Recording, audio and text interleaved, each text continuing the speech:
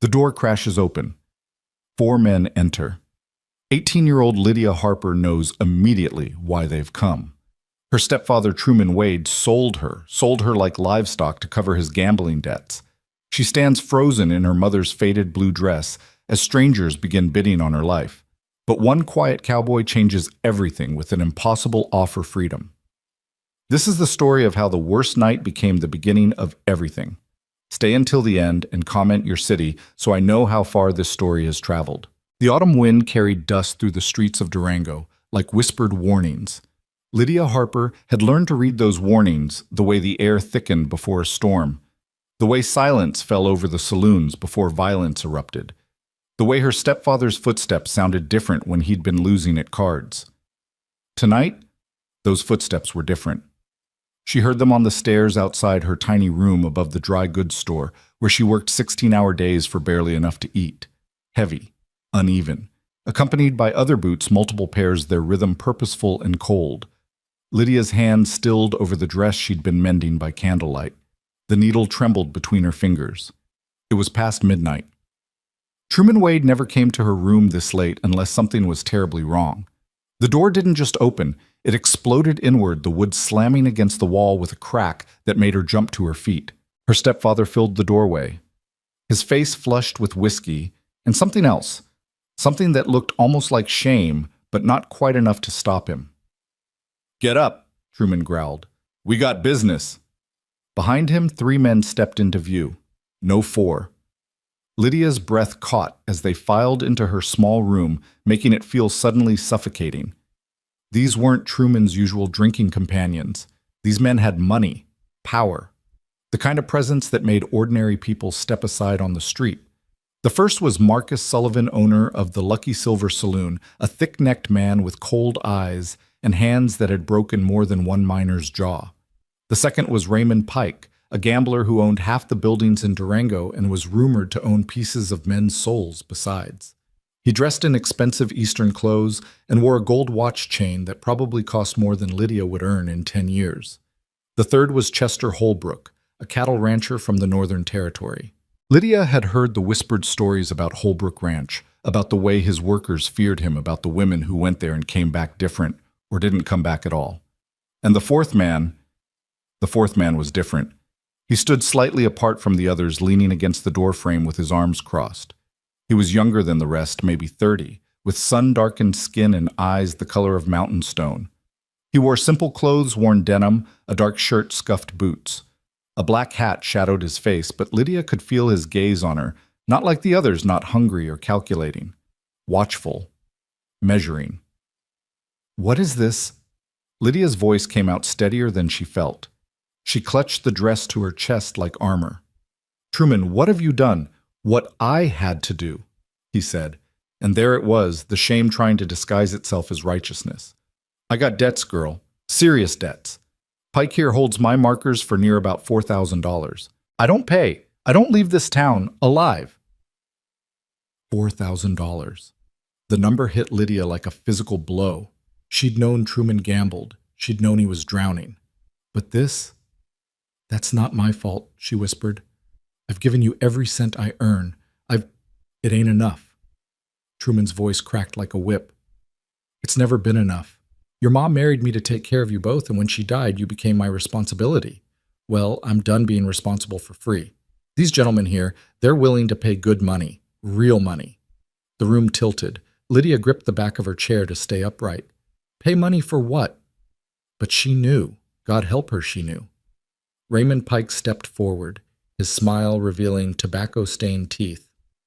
"For you, my dear. Stepfather has graciously offered to settle his debt by transferring your care to one of us. Consider it an auction of sorts. Quite exciting, really." "No." The word came out barely above a whisper. Lydia shook her head, backing toward the corner. "No, you can't. That's slavery. That's illegal." "Slavery?" Pike laughed, a sound like grinding glass. "Nothing so crude. This is merely a business arrangement. Your stepfather is your legal guardian, and he's arranging your placement. Happens all the time. Orphans get placed. Debts get settled. Everyone benefits." "I'm 18 years old." Lydia's voice rose, panic flooding through her veins like ice water. I'm not a child. You can't. You're an unmarried woman with no property, no money, and no family, besides the man standing right here. Sullivan cut in his voice flat. The law says he's responsible for you. The law says he can make arrangements for your welfare. And he has. Truman wouldn't meet her eyes. I'm sorry, Lydia, but it's this or they kill me. And probably you too, for good measure. This way, at least you'll be taken care of. One of these fine gentlemen will provide for you, give you a roof over your head, food in your belly. That's more than I can do now. You're selling me. Lydia heard her own voice from far away, hollow and strange. You're actually selling me to pay your gambling debts. I'm saving both our lives, Truman insisted, but he still wouldn't look at her. Now get yourself presentable, stand up straight, and for God's sake, don't cry. These men don't want damaged goods. Something cold and hard crystallized in Lydia's chest, a diamond of fury forming under crushing pressure. She straightened slowly, lowering the dress she'd been clutching. She wore her mother's old blue calico, faded from years of washing, but clean and carefully mended. Her dark hair hung loose around her shoulders because she'd been preparing for bed when they'd burst in. She looked at each man in turn, meeting their eyes with a steadiness she didn't feel. I won't make this easy for any of you, she said quietly. Whatever you think you're buying, whatever you think I'll be, you're wrong. I'm not cattle, I'm not property, and I will fight you every single day until you realize this was the worst investment you ever made. Pike's smile widened. Spirit, I like that. Makes things interesting. I can break spirit, Holbrook said, matter-of-factly speaking for the first time. His voice was like gravel. Usually takes about a week. Lydia's hands clenched into fist nails, biting into her palms to keep from shaking. The quiet cowboy in the doorway shifted slightly. His eyes hadn't left Lydia's face, but she couldn't read his expression. Gentlemen, Pike announced, pulling out a piece of paper. Shall we begin? The opening bid is $2,000, the amount needed to clear Mr. Wade's primary debt. Do I hear 2,000? This is insane, Lydia breathed. This can't be happening. But it was happening. Sullivan raised his hand. 2,000. 2,200. Holbrook countered immediately. Pike nodded, clearly enjoying himself. 2,200 from Mr. Holbrook. Do I hear 2,500? Sullivan said. And that's my final offer. I've got a saloon to run, and the girl's pretty, but not worth bankrupting myself over. Fair enough, Pike said. Mr. Holbrook still interested at 2,500. Holbrook studied Lydia like he was evaluating a horse. 2,700. Final. Excellent. Going once? 3,000. Everyone turned. The quiet cowboy had spoken, his voice low and rough like he didn't use it often. He still leaned against the doorframe, but something in his posture had shifted, become more alert, more present. Pike's eyebrows rose. Well, well. Mr. Mercer enters the bidding. $3,000. That's quite a commitment for a ranch hand. I own my own land, the cowboy Mercer said. Got 4,500 acres about 15 miles northeast, running 200 head of cattle. I can cover the bid. Can you now? Pike's eyes gleamed. Interesting, very interesting. Mr. Holbrook. Care to counter? Holbrook's jaw worked, anger flashing across his face. 3,200. 35, Mercer said without hesitation. Lydia felt dizzy. She pressed her back against the wall, trying to understand what was happening. The numbers kept climbing, kept turning her life into something measurable in currency. Sullivan shook his head. I'm out. Not worth it. Wise man, Pike murmured. Mr. Holbrook. 3,800. Holbrook's voice was tight with rage. He didn't like being challenged. Mercer straightened, finally pushing away from the doorframe. He was taller than Lydia had realized, lean and hard from outdoor work. 4,000. The room went silent. $4,000. The exact amount of Truman's debt, which meant Pike wouldn't make any profit on the transaction. Pike's smile had frozen on his face. That's quite a sum, Mr. Mercer. That's what the debt is, isn't it? Mercer's gray eyes were steady. 4,000 covers it, no need to go higher. There's still profit to be considered. Your profit is getting your money back without having to kill a worthless drunk. Mercer's words were flat brutal. You kill Wade, you never see a cent. You take my $4,000, you get the whole debt cleared tonight. Good business. Pike's fingers drummed on his watch chain. He was clearly calculating, weighing options. Finally, he nodded. Mr. Holbrook. Care to bid $4,500? Holbrook stared at Mercer with pure hatred. Not for a scrawny thing like her. Let the fool spend his money. Hope she's worth it, Mercer. Going once, Pike announced. Going twice. Sold. Wait. Mercer's voice cut through the room like a knife.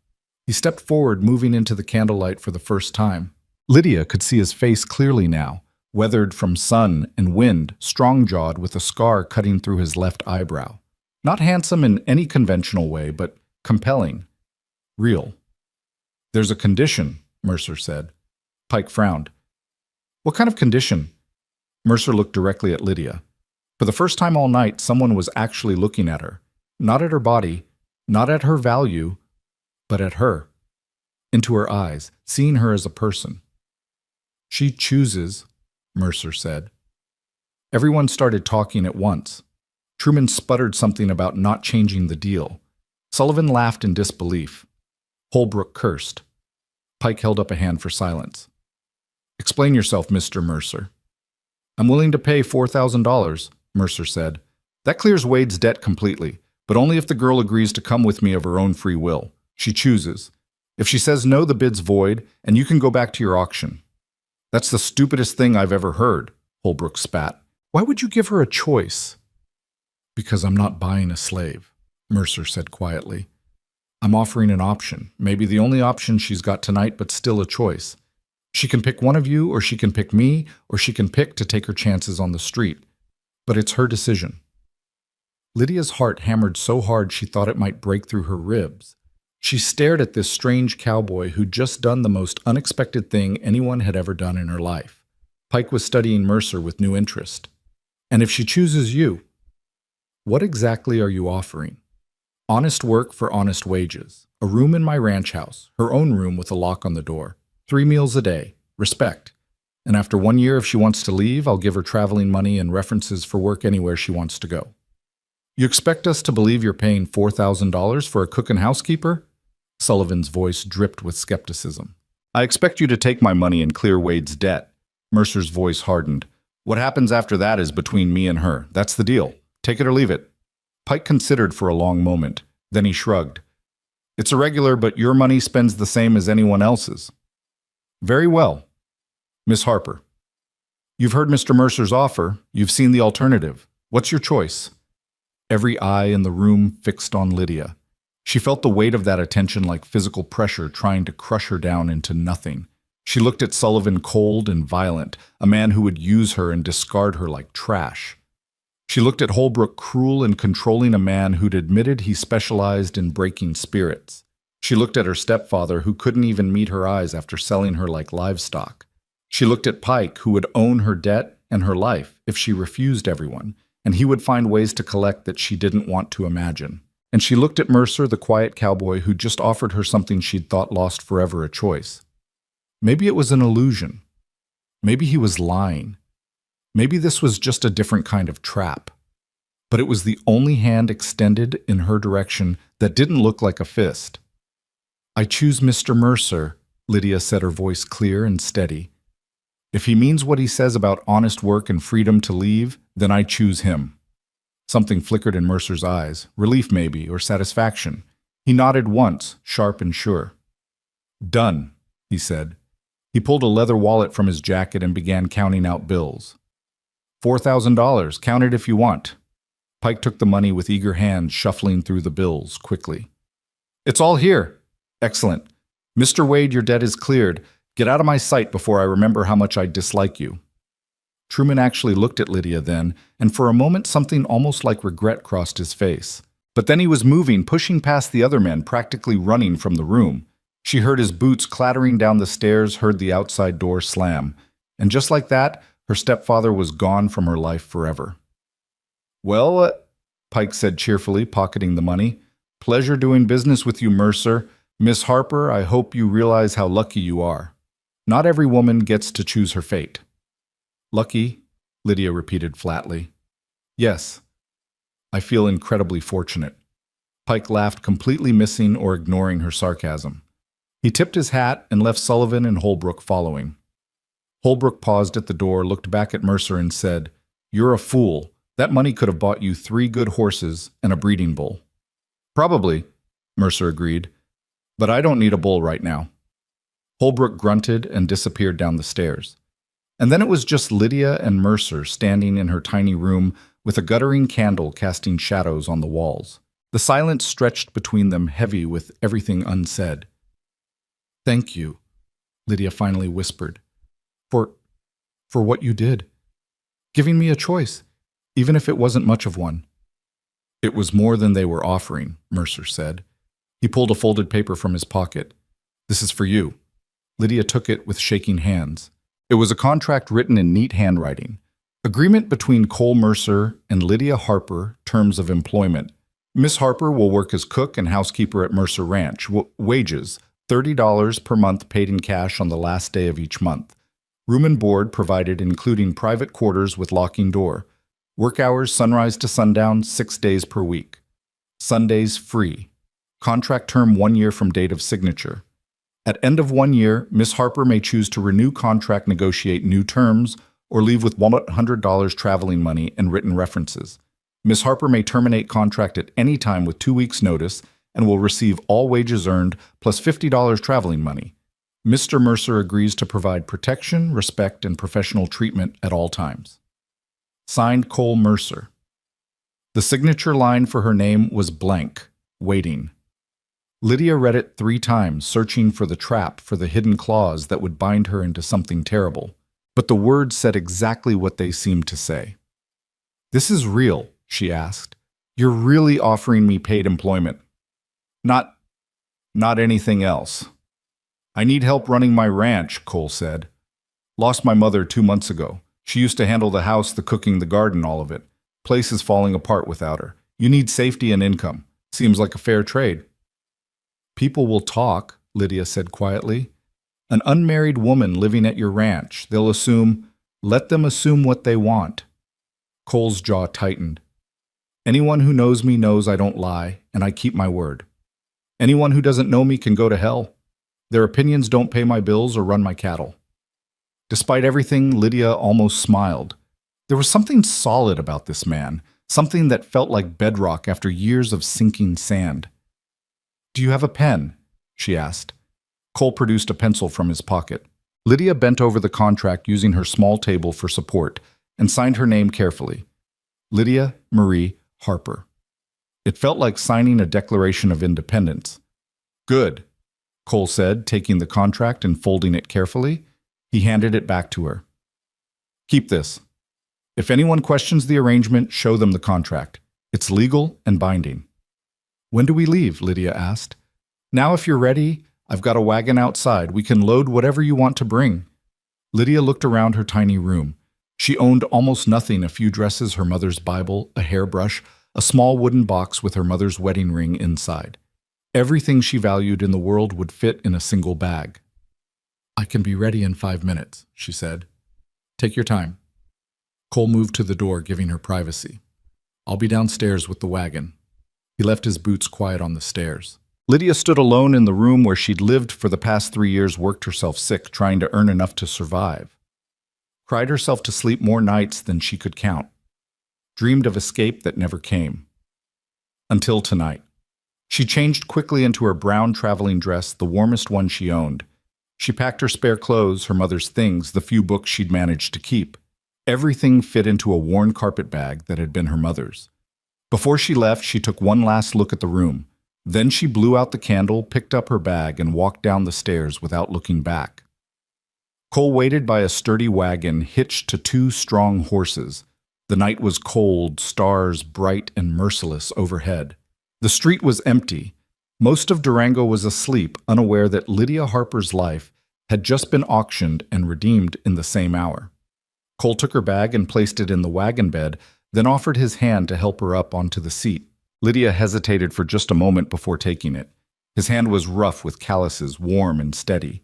She climbed up and settled onto the bench. Cole swung up beside her, taking the reins. "You ready?" he asked. Lydia pulled her shawl tighter against the wind. "I don't know. I don't even know what I'm ready for." "Fair enough." Cole clicked to the horses, and they started moving, wagon wheels crunching over the dirt road. "For what it's worth, you made a brave choice tonight. Took guts to pick the unknown over the alternatives." "I picked survival," Lydia said. "Same as I've always done." "Surviving is harder than most people think," Cole said quietly. "Means you're stronger than most people, too." They rode in silence as Durango fell away behind them. The road stretched ahead into darkness, leading toward mountains that were just black shapes against the star-filled sky. Lydia had never been outside of town. She had no idea what waited for her at Mercer Ranch. But for the first time in years, she felt something other than hopelessness and fear. She felt possibility. "Can I ask you something?" Lydia said after a while. "Ask." "Why did you do it?" "Really? I mean, $4,000 is a fortune. You could have what?" Cole interrupted. "Let them auction you off to men who would have used you and destroyed you." "Watched another person get crushed because men with money think they can buy anything they want." His voice had gone hard bitter. Lydia glanced at him in the darkness. "You've seen it before," she said softly. "Someone getting destroyed." Cole was quiet for so long she thought he wouldn't answer. Then, "My sister, when I was 16, different circumstances, but same end result, men with power, taking what they wanted and not caring who got hurt. She killed herself rather than live with what they'd done to her." The words hung in the cold night air, sharp as glass. "I'm sorry," Lydia whispered. "Don't be sorry. Be alive, be free." "That's what she would have wanted." Cole's hands were tight on the reins. "When I heard Wade was trying to sell you, I knew I couldn't walk away, couldn't let it happen again, not when I had the money to stop it. You spent your whole savings on a stranger." "No," Cole said firmly. "I invested in doing the right thing. And you're not a stranger anymore. You're my employee, partner in a way. We'll make it work, Miss Harper." "Lydia," she said, "if we're going to be working together, you should call me Lydia." "Lydia, then." She could hear the slight smile in his voice. "I'm Cole, not Mr. Mercer. Too formal for ranch life." "Cole." Lydia tested the name. It felt strange being on a first-name basis with a man who'd just changed her entire life. But then again, everything about tonight was strange. They traveled through the darkness, the wagon rocking over uneven ground. Lydia watched the stars wheel slowly overhead. She tried not to think about Truman, about the way he'd sold her without hesitation. She tried not to think about the alternative futures. She'd barely escaped Sullivan's brutal hands, Holbrook's cruelty, Pike's ownership. Instead, she thought about the contract folded in her pocket, thought about wages and freedom and a room with a lock on the door, thought about a man who'd given her a choice when no one else would. "How long until we get there?" she asked. "About 2 hours at this pace. Sun will be coming up by the time we arrive." 2 hours until her new life began. Lydia pulled her shawl tighter and watched the road ahead, leaving the darkness of Durango behind with every turn of the wagon wheels. The first hints of dawn were touching the eastern sky when Cole finally said, "There, that's Mercer Ranch." Lydia looked where he pointed. In the gray light, she could see a valley opening before them with a small ranch house nestled against a hillside. There was a barn corrals and wide pastures stretching toward distant mountains. It looked solid, real, like something built to last. "It's beautiful," she said, surprised by how much she meant it. "It's home," Cole said simply. "And now it's your home too, for as long as you want it to be." The wagon rolled down into the valley as the sun broke over the horizon, painting everything in shades of gold and rose. Lydia Harper took a deep breath of the cold morning air, feeling the weight of the night slowly lifting from her shoulders. She had survived. She had chosen. And whatever came next, it would be on her own terms. That was more than she'd had yesterday. That was everything. The ranch house stood modest but sturdy in the morning light, built from rough-hewn logs that had weathered to a silver gray. A wide porch wrapped around the front, and Lydia could see evidence of a woman's touch in the flower boxes now empty with winter coming and the curtains visible through the windows. Cole's mother's touch, she realized. A woman who was gone now, leaving this place without softness. Cole brought the wagon to a stop near the porch and set the brake. Before Lydia could climb down, he'd already come around to offer his hand again. She took it, stepping carefully onto ground that felt foreign and uncertain beneath her feet. "Come on," Cole said, grabbing her bag. "I'll show you the house first, then the rest can wait until you've had some sleep. You look dead on your feet." Lydia didn't argue. Exhaustion was catching up with her now that the adrenaline of the night had faded. She followed Cole up the porch steps, noting the solid construction, the way the boards didn't creak. Everything about this place spoke of careful maintenance, of pride and ownership. Cole opened the front door and stepped aside to let her enter first. The interior was dim morning light just beginning to filter through the windows. Lydia's eyes adjusted slowly, taking in a large main room that served as both kitchen and living space. A stone fireplace dominated one wall, its mantel holding a few framed photographs. The furniture was simple but well made, a wooden table with 4 chairs, a rocking chair near the fireplace shelves lined with books and supplies. Everything was covered in a fine layer of dust. "I know it's a mess," Cole said, sounding almost apologetic. "Haven't been keeping up with things since Ma passed. That's part of why I need help." "It's not a mess," Lydia said quietly. "It's a home. It just needs some care." Cole looked at her with something like gratitude. "Room's this way." He led her down a short hallway off the main room. There were 3 doors, one open, revealing what was clearly Cole's bedroom with its rumpled bed and scattered clothes. He passed that one, quickly stopping at the second door. "This was Ma's sewing room," he said, opening it. "But I moved the sewing things to the barn yesterday, put in a proper bed. It's small, but it's yours." Lydia stepped into the room and felt something tight in her chest loosen slightly. It was small, he'd been honest about that, but it had a real bed with clean sheets, a small dresser, a chair by the window. And most importantly, she could see the lock on the inside of the door. A simple sliding bolt, but enough. Enough to mean he'd told the truth about that at least. "The third room is storage mostly," Cole continued. "You're welcome to use it if you need space for anything. There's a washroom out back, just a basin and pitcher right now, but I'm planning to run a proper water line come spring. Outhouse is about 50 feet behind the house, and there's a bathing room in the barn with a big tub when you want a real bath." Lydia set her bag on the bed, running her hand over the quilt. It was old, but beautiful, a pattern of interlocking rings in shades of blue and cream. "Your mother made this," she said. It wasn't a question. "Yeah, she was real talented with a needle." Cole cleared his throat. "Look, I know this is all strange. You don't know me, don't know this place. But I meant what I said in that contract. You're safe here, Lydia. I need you to believe that." She turned to face him. In the morning light streaming through the window, she could see him more clearly than she had in the darkness. The lines around his eyes from squinting into the sun, the scar through his eyebrow, the solid set of his shoulders. He looked tired too, she realized. Tired and young and trying to manage a ranch alone. "I want to believe it," she said honestly. "Time will tell if I should." "Fair enough," Cole nodded. "I'll leave you to rest. When you wake up, there's bread and butter in the larder, some dried beef. Help yourself to anything. We'll talk about work and routines later." He left, pulling the door closed behind him. Lydia stood alone in her new room, listening to his footsteps retreat down the hallway. She heard the front door open and close, heard his boots on the porch steps, heard the sounds of him unhitching the horses and leading them away. Only then did she move to the door and slide the bolt into place. The click of metal on metal was the most beautiful sound she'd heard in years. Lydia didn't bother undressing. She simply lay down on the bed, pulled the quilt over herself, and fell into sleep so deep it felt like drowning. When she woke, the sun was high and bright, streaming through her window in a way that told her it was afternoon. She'd slept for hours.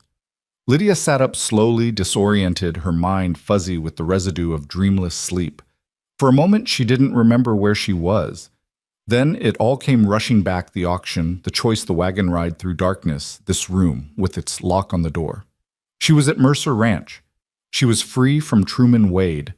She was employed with a contract and wages and the right to leave. It still didn't feel entirely real. Lydia stood and smoothed her wrinkled dress, then unbolted the door and ventured out into the main room. The house was quiet, empty. Through the window, she could see Cole working in one of the corrals, his dark shirt visible as he moved among the horses. Her stomach growled, reminding her she hadn't eaten since yesterday. Lydia found the larder Cole had mentioned, a small room off the kitchen with shelves of preserved food, sacks of flour and beans hanging dried meat. She cut slices of bread and beef, found a jar of preserves that made her mouth water.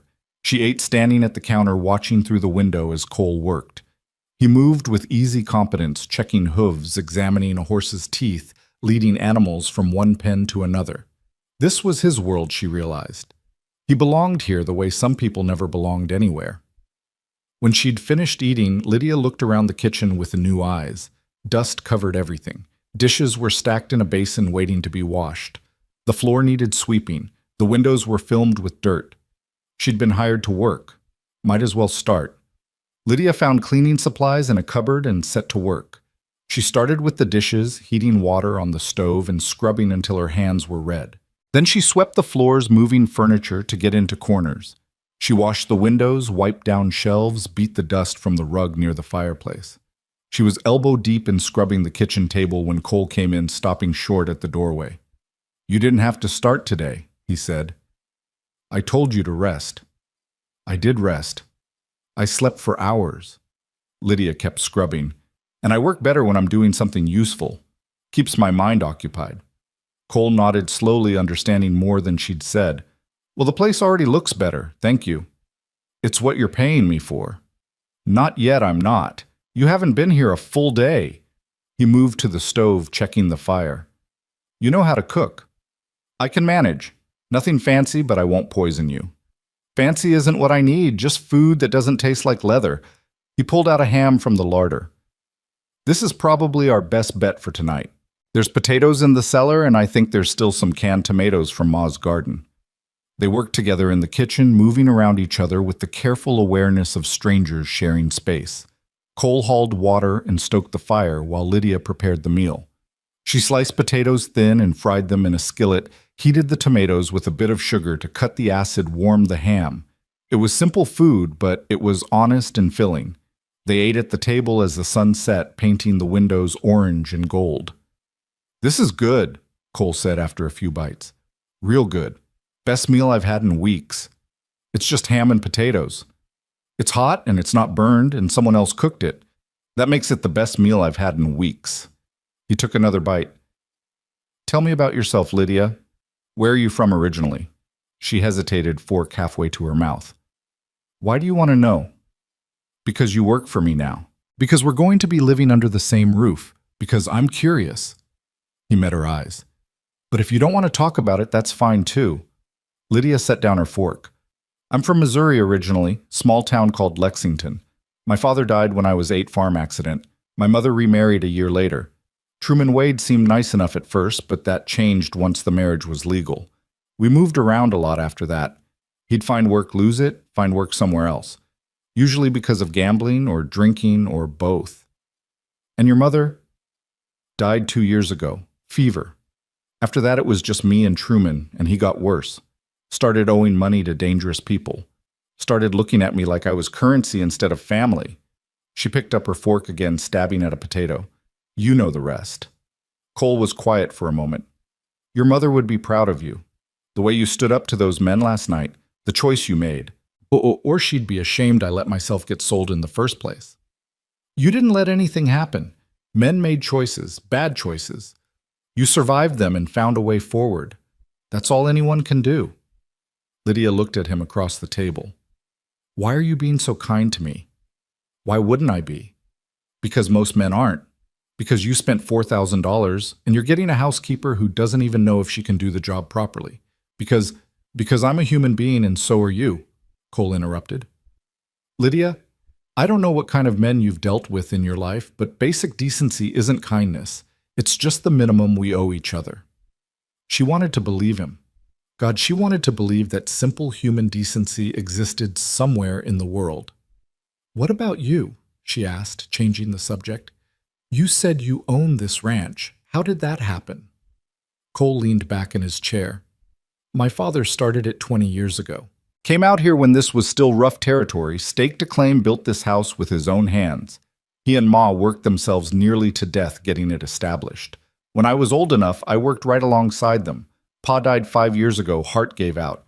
Left the ranch to Ma, and she left it to me when she passed. No other family.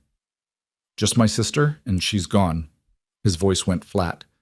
Like I told you. I'm sorry, Lydia said quietly. It's hard losing everyone. Yeah, it is. Cole stood gathering his plate. But we keep going anyway, don't we? Because that's what the people we lost would want. They cleaned up together in silence, falling into an easy rhythm. Lydia washing Cole, drying, and putting away. When the last dish was done, Cole stepped back and looked around the transformed kitchen. You did good work today, he said. Really good. I'd forgotten what this place could look like when someone cared for it properly. I'll do the rest of the house tomorrow if that's all right. Do whatever you think needs doing. This is your home now too, Lydia. Make it comfortable. Home. The word felt strange and fragile, like something that might break if she held it too tightly. That night, lying in her bed with the bolt locked and the quilt pulled up to her chin, Lydia listened to the sounds of the ranch settling, wind in the eaves, horses moving in the barn, the distant call of a coyote. And underneath it all, silence. Real silence without the noise of saloons and shouting and violence that had filled her nights in Durango.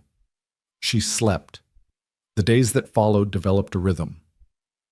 Lydia rose with the sun started, the fire made breakfast. Cole ate quickly and headed out to work the ranch while she tackled the house. She cleaned years of accumulated dust and neglect, washed curtains, polished furniture. She inventoried the larder and made lists of what they'd need when Cole next went to town. In the afternoons, she explored the ranch. Cole had given her permission to go anywhere she wanted, and she took advantage of it. She walked through the barn, met the horses, 7 of them, from massive draft animals to smaller riding horses.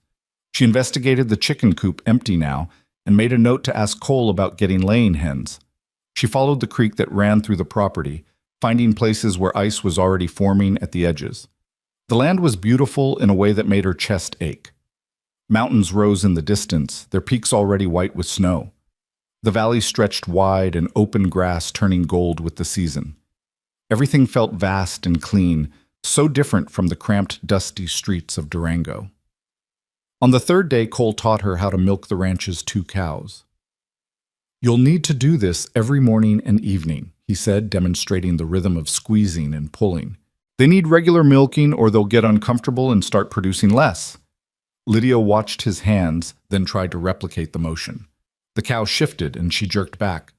She's not going to hurt you, Cole said. She's probably the gentlest animal on this ranch. Here, try again.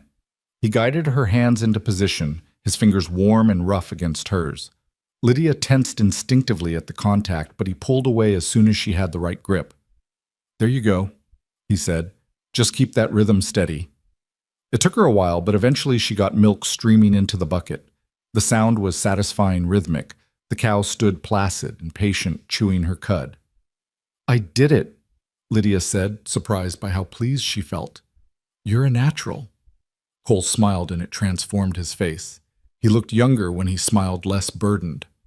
At this rate, you'll be running the whole operation by spring. Don't threaten me with responsibility, Lydia said, but she was smiling too. By the end of the first week, they'd settled into a comfortable routine.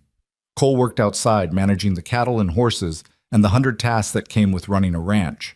Lydia managed the house cooking meals that grew more ambitious as she learned the stove and discovered Cole's mother's collection of recipes. They ate dinner together each night, and Cole started teaching her about the ranch, which fields were for grazing, how to read the weather, what signs to watch for in the livestock. You don't have to teach me all this, Lydia said one evening as he explained the rotation schedule for the cattle. Why not? You live here now. Makes sense you'd understand how things work. I'm just a housekeeper. Cole frowned.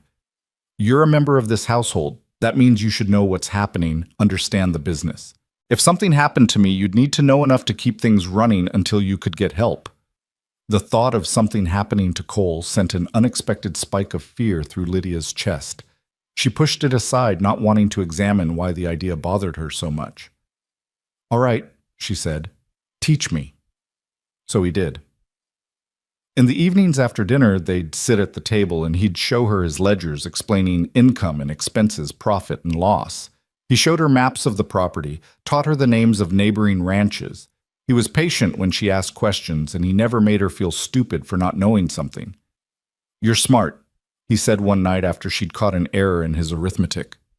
"You pick things up fast." "I had to learn fast," Lydia said. "When you're on your own, you can't afford to be slow." "You're not on your own anymore." The words hung in the air between them. Lydia looked up from the ledger, meeting Cole's gray eyes. There was something in his expression she couldn't quite read. Earnestness, maybe, or the simple truth of someone making a promise. "I'm still getting used to that," she admitted softly. "Take your time. I'm not going anywhere." At the end of the second week, Cole announced he needed to go into town for supplies. "You want to come?" he asked. "Might be good to get out, see people, and you could pick out anything you need for yourself." Lydia's stomach clenched. Durango. The thought of going back there, of potentially seeing Truman or Pike or any of those men, made her feel sick. "I don't think that's a good idea," she said carefully. Cole studied her face. "You're worried about running into someone. Aren't you? What if they claim I owe them something? What if they say the contract isn't valid? The contract is legal. I have a signed copy." "You have a signed copy. You're my employee working for wages. Anyone who has a problem with that can talk to the sheriff." He paused. "But I understand if you're not ready. There's no rush. I can handle the shopping this time." Relief flooded through her. "Thank you. Make me a list of what you need." Lydia spent the afternoon writing out everything she'd noticed was running low flour, sugar, salt, coffee beans. She added fabric for new curtain seeds for a spring garden, and after a moment's hesitation, a few personal items for herself. Cole left before dawn the next morning, the wagon loaded with items to sell and trade. Lydia watched him go with mixed feelings. It was the first time she'd been truly alone at the ranch, and she didn't know whether to feel relieved or anxious about it. She spent the day working, washing linens, baking bread, mending clothes. But as afternoon stretched toward evening and Cole didn't return, anxiety began to creep in. What if something had happened? What if Pike had confronted him? What if there'd been trouble? What if Cole decided she was more trouble than she was worth and just didn't come back? Lydia hated herself for that last thought. Cole wasn't Truman. He'd done nothing to deserve her distrust. But trust wasn't something she could force, no matter how much she wanted to. The sun was setting when she finally heard the wagon. Lydia rushed to the window and saw Cole driving up the wagon bed full of supplies. She felt something loosen in her chest, relief so strong it almost made her dizzy. She had the door open before he'd even set the brake. "Everything all right?" he called. "Fine. Everything's fine. I just—" She stopped herself. "How was town productive?" Cole climbed down, stretching his back. "Got everything on your list and then some. Some folks asked about you." Her stomach dropped. "What kind of folks?" "The good kind. Mrs. Henderson, who runs the general store. Doc Williams, Sheriff Mason. They'd heard I'd hired help, wanted to know how you were settling in." He started unloading supplies. "I told them you were doing excellent work and earning every penny of your wages. And oh, the other kind of folks." Cole's jaw tightened. "Sullivan asked about you. I told him you were none of his business. He didn't push it." "What about Pike or Truman?" "Didn't see either one. Word is Wade left town the day after that night. Took the first train east and hasn't been back. Good riddance." He hefted a sack of flour. "Pike I saw from a distance. He didn't approach me." Lydia helped carry supplies inside, storing everything away in the larder. Cole had bought generously more than she'd asked for, including, she noticed, a small packet of tea and a bar of lavender soap. "You didn't have to get these," she said, holding them. "You work hard. You deserve something nice." He shrugged, almost embarrassed. "Ma always said a good bath with nice soap was one of life's simple pleasures." Lydia clutched the soap, feeling the smooth weight of it in her palm. When was the last time someone had thought about what might make her happy? When was the last time someone had given her anything, just because they wanted to, not because they expected something in return? "Thank you," she whispered. That night she heated water for a bath in the barn's bathing room. She locked the door undressed and sank into the big copper tub. The hot water eased muscles sore from work, and the lavender soap smelled like heaven. Lydia washed her hair, scrubbed her skin until it was pink and clean, and let herself soak until the water cooled. When she finally emerged wrapped in a towel with her hair dripping, she felt renewed, like she was washing away more than just dirt, washing away the grime of fear and desperation that had clung to her for so long. The third week brought unexpected cold. Snow dusted the mountains and ice formed in the water troughs each morning. Cole spent extra time making sure the animals were prepared for winter, reinforcing the barn checking supplies. "We get snowed in sometimes," he told Lydia. "Need to make sure we have everything we'll need for a few weeks if the roads get bad." They worked together, bringing in extra firewood, organizing the larder, making sure lamps were full of oil. Cole taught Lydia how to shoot his rifle just in case she needed to protect herself or hunt for food while he was out with the cattle. "I don't know if I could actually shoot something," she admitted after missing her 5th target in a row. "If it's between you starving and shooting a rabbit—" "You'll shoot the rabbit," Cole said pragmatically. "Try again. Breathe out slowly as you squeeze the trigger." She tried again. This time the tin can jumped off the fence post and she gasped in surprise. "There you go," Cole grinned. "Natural talent. I got lucky." Luck counts. Do it again. By the end of the afternoon, Lydia could hit more than she missed. Her shoulder was sore from the rifle's kick, but she felt a strange sense of pride. One more skill learned, one more thing she could do to take care of herself. That evening, as they sat by the fire after dinner, Cole said quietly, "You're doing really well here, you know. Adjusting, learning. Most people would still be struggling." "I've had practice adjusting to new situations," Lydia said, "usually because Truman dragged me somewhere new. This is different, though. This is your choice. Your place." "It doesn't quite feel that way yet," she admitted. "It still feels temporary, like something that might be taken away." Cole leaned forward, elbows on his knees. "Lydia, look at me." She did. "This isn't temporary unless you decide it is. You have a contract, you have rights, you have a home here for as long as you want it." His voice was firm, certain. "Nothing is going to take that away from you, not while I'm alive to prevent it." The fire crackled in the silence.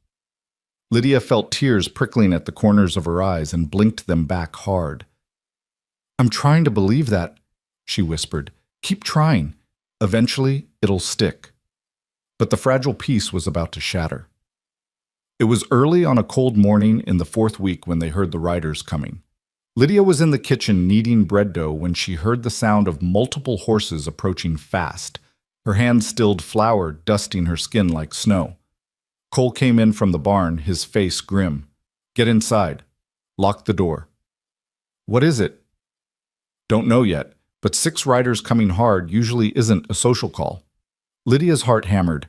She wiped her hands on her apron and moved to the window, peering out through the curtain. 6 men on horseback were indeed approaching, and even from a distance she recognized 2 of them. Truman Wade, Raymond Pike. "Oh God," she breathed. "It's them. It's my stepfather and Pike. They've come back." Cole's jaw tightened. "Stay inside. Let me handle this." "Cole, I mean it, Lydia. Stay inside. Don't come out no matter what you hear." He grabbed his rifle from above the door. "They want to fight, they'll get one. But they're not taking you." He went out onto the porch, rifle held ready but not raised. Aggressive but not immediately threatening. Lydia watched through the window, her hands clenched into fists. The riders stopped in the yard, horses snorting and stamping. Truman looked worse than Lydia remembered, thinner, meaner, like hard living had carved away anything soft. Pike was as impeccably dressed as always, but there was a hardness to his eyes that hadn't been there before. The other 4 men were clearly hired muscle, the kind of men Pike kept around for dirty work. "Mercer," Pike called out pleasantly. "Good to see you. Beautiful property you have here." "State your business," Cole said flatly. "Business." "Why we're here about a matter of law. You see, Mr. Wade here has filed a complaint with the Territorial Marshal's office. Claims you stole his stepdaughter under duress and without proper payment." Lydia's blood ran cold. Cole didn't move. "I paid $4,000. You counted it yourself. The debt was cleared." "Ah, but was it a legitimate transaction?" Pike smiled. Mr. Wade claims he was intoxicated and coerced, claims the girl was taken against his will as her guardian, claims you've been holding her here illegally. That's a lie, quote, Cole said. Every word of it. Lydia came here of her own free will. We have a signed employment contract. She's a paid employee, not a prisoner. Prove it. Pike's smile widened. Show us this contract. Let us speak to the girl. If she's really here willingly, she can say so herself. Cole was silent for a long moment. Then he said, She's here willingly. She works for wages. You have no legal claim to her or to this property. Now get off my land. Can't do that, friend. Pike's voice lost its pleasant tone. We have questions that need answering. The girl was Wade's legal dependent. You removed her from his custody. That's a serious matter. Could be seen as kidnapping. Could be seen as saving her from being sold into slavery, Cole shot back. Which is what you were doing, all of you. Truman spoke for the first time, his voice cracking. I want my daughter back. She belongs with family. She's not your daughter, Cole said coldly. And you forfeited any claim to her when you auctioned her off to the highest bidder. The law doesn't see it that way, Pike said. The law says a guardian has rights over his wards until they're properly married or reach their majority with parental consent. Miss Harper may be 18, but without her guardian's consent, she's still under his authority. It was absurd. It was insane. But Lydia knew with sinking certainty that Pike had researched this, had found some legal loophole to exploit. You want money, Cole said. That's what this is really about. You're trying to extort more money out of me. Call it what you like. Pike shrugged. But the fact remains we have legal standing to take the girl back. Unless, of course, we can reach an understanding. Another payment to compensate Mr. Wade for his loss. Say, another $4,000. Go to hell. Pike's expression hardened. You're making a mistake, Mercer. We have 4 armed men in legal right on our side. You're one man with a ranch to protect. You really want to die over some girl you barely know? Cole raised the rifle slightly. I won't die, but some of you will if you try to enter my house. The tension stretched taut as wire. Lydia couldn't breathe. She could see how this would end violence, blood, maybe Cole dead on his own porch, all because he'd tried to help her. She couldn't let that happen. Before she could talk herself out of it, Lydia unbolted the door and stepped out onto the porch. Lydia, no, Cole started. It's all right, she said quietly. She looked at the men in the yard, forcing herself to stand straight and tall. I'm here willingly. Cole Mercer paid my stepfather's debt fair and square. I chose to come here. I have an employment contract that I signed of my own free will. Lydia, Truman's voice cracked with false emotion. Thank God you're safe. These men have been holding you. No one has been holding me. Lydia's voice was steel. You sold me, Truman. You auctioned me like cattle to pay your gambling debts. Cole stopped that from happening by paying your debt and giving me a choice. That's the truth, and no amount of lying will change it. Pike studied her carefully. Can you prove you're here willingly? Can you prove there was a valid contract? Yes. Lydia went back inside, retrieved her copy of the contract from her room, and came back out. She handed it to Pike. Read it. It's all there. Employment terms, wages, freedom to leave at any time, signed by both of us. Pike read the contract, his expression unreadable. Then he folded it and handed it back. Interesting, very interesting. Tell me, Miss Harper, did Mr. Mercer force you to sign this? No. Did he threaten you or coerce you in any way? No. And you're genuinely happy to be here? Lydia met his eyes. I'm happier here than I've been anywhere in the last 5 years. Cole Mercer has treated me with respect and decency. He's paid me fairly, protected me, and asked nothing in return but honest work. That's more than I can say for my stepfather, or for you. Pike's smile returned, but it didn't reach his eyes. Well then, it appears we have a problem, because you see, even with your testimony, the law is tricky. And I have significant influence with the territorial marshal. I could make things very difficult for Mr. Mercer. I could tie him up in legal proceedings for months, cost him time, money, reputation. What do you want? Cole asked flatly. I already told you, another $4,000. Call it an adoption fee if you prefer. Mr. Wade formally relinquishes all parental rights and we go away forever. This is extortion. This is business. Pike's voice went cold. Pay up or face the consequences. You have 1 week to decide. He wheeled his horse around the other men following. Truman gave Lydia one last look, bitter and resentful, before riding away. Cole and Lydia stood on the porch watching them disappear down the road. When they were finally out of sight, Cole lowered his rifle with shaking hands. "I'm sorry," Lydia whispered. "This is my fault. I should never have come here. I should have known they'd find a way to cause trouble." "This isn't your fault." But, Cole turned to her, his face fierce. "This is their greed and their cruelty. You did nothing wrong. But now they want more money. $8,000 total. Cole, that's everything. That would ruin you." "I don't care about the money. You should. This is your ranch, your life, your future. I'm not worth—" "Don't." Cole grabbed her shoulders gently but firmly. "Don't you dare say you're not worth it. You're worth 10 times that, 100 times. Lydia felt tears spilling down her cheeks. "I don't want you to lose everything because of me. We'll figure something out. There has to be a way to fight this legally. I'll talk to the sheriff, maybe get a lawyer." "Pike owns the lawyers. You said yourself he has influence. Cole, we can't win this." They stood in the cold morning air, the weight of impossible choices pressing down on them. Lydia had thought she'd found safety. She thought she'd found a future, but the past never stayed buried. It always came back demanding payment. "There might be one way," Cole said slowly. "What?" He met her eyes, and she saw something in his expression that made her heart skip. "They claim I took you from your guardian illegally, that the contract isn't enough proof of legitimacy. But there's one status that would supersede any guardian's rights. One status that would make you legally independent and beyond Pike's reach." Lydia's breath caught. "Marriage." "Marriage," Cole confirmed. "If we married, you'd be legally my wife. No guardian could claim authority over you. No contract could be challenged. You'd be fully protected under the law." The word hung in the air between them like a promise or a threat. "Cole," Lydia said carefully, "are you proposing marriage out of duty to protect me from Pike?" "Does it matter?" "Yes, it matters to me." She stepped back from his hands. "I won't trap you into marriage because some criminals are trying to extort money." "That's not fair to you." "Fair's it," Cole laughed, but there was no humor in it. "Lydia, nothing about this situation is fair. But if marrying you means you're safe, means Pike can't touch you, means I don't have to watch you leave or suffer, then yes, I'm proposing. Out of duty, if you want to call it that, out of the simple fact that I'd rather marry you than see you hurt." It wasn't a declaration of love, it wasn't romance. But it was honest, and in its own way, it was more than Lydia had ever hoped for. "I need to think," she said. "This is too important to decide in a panic."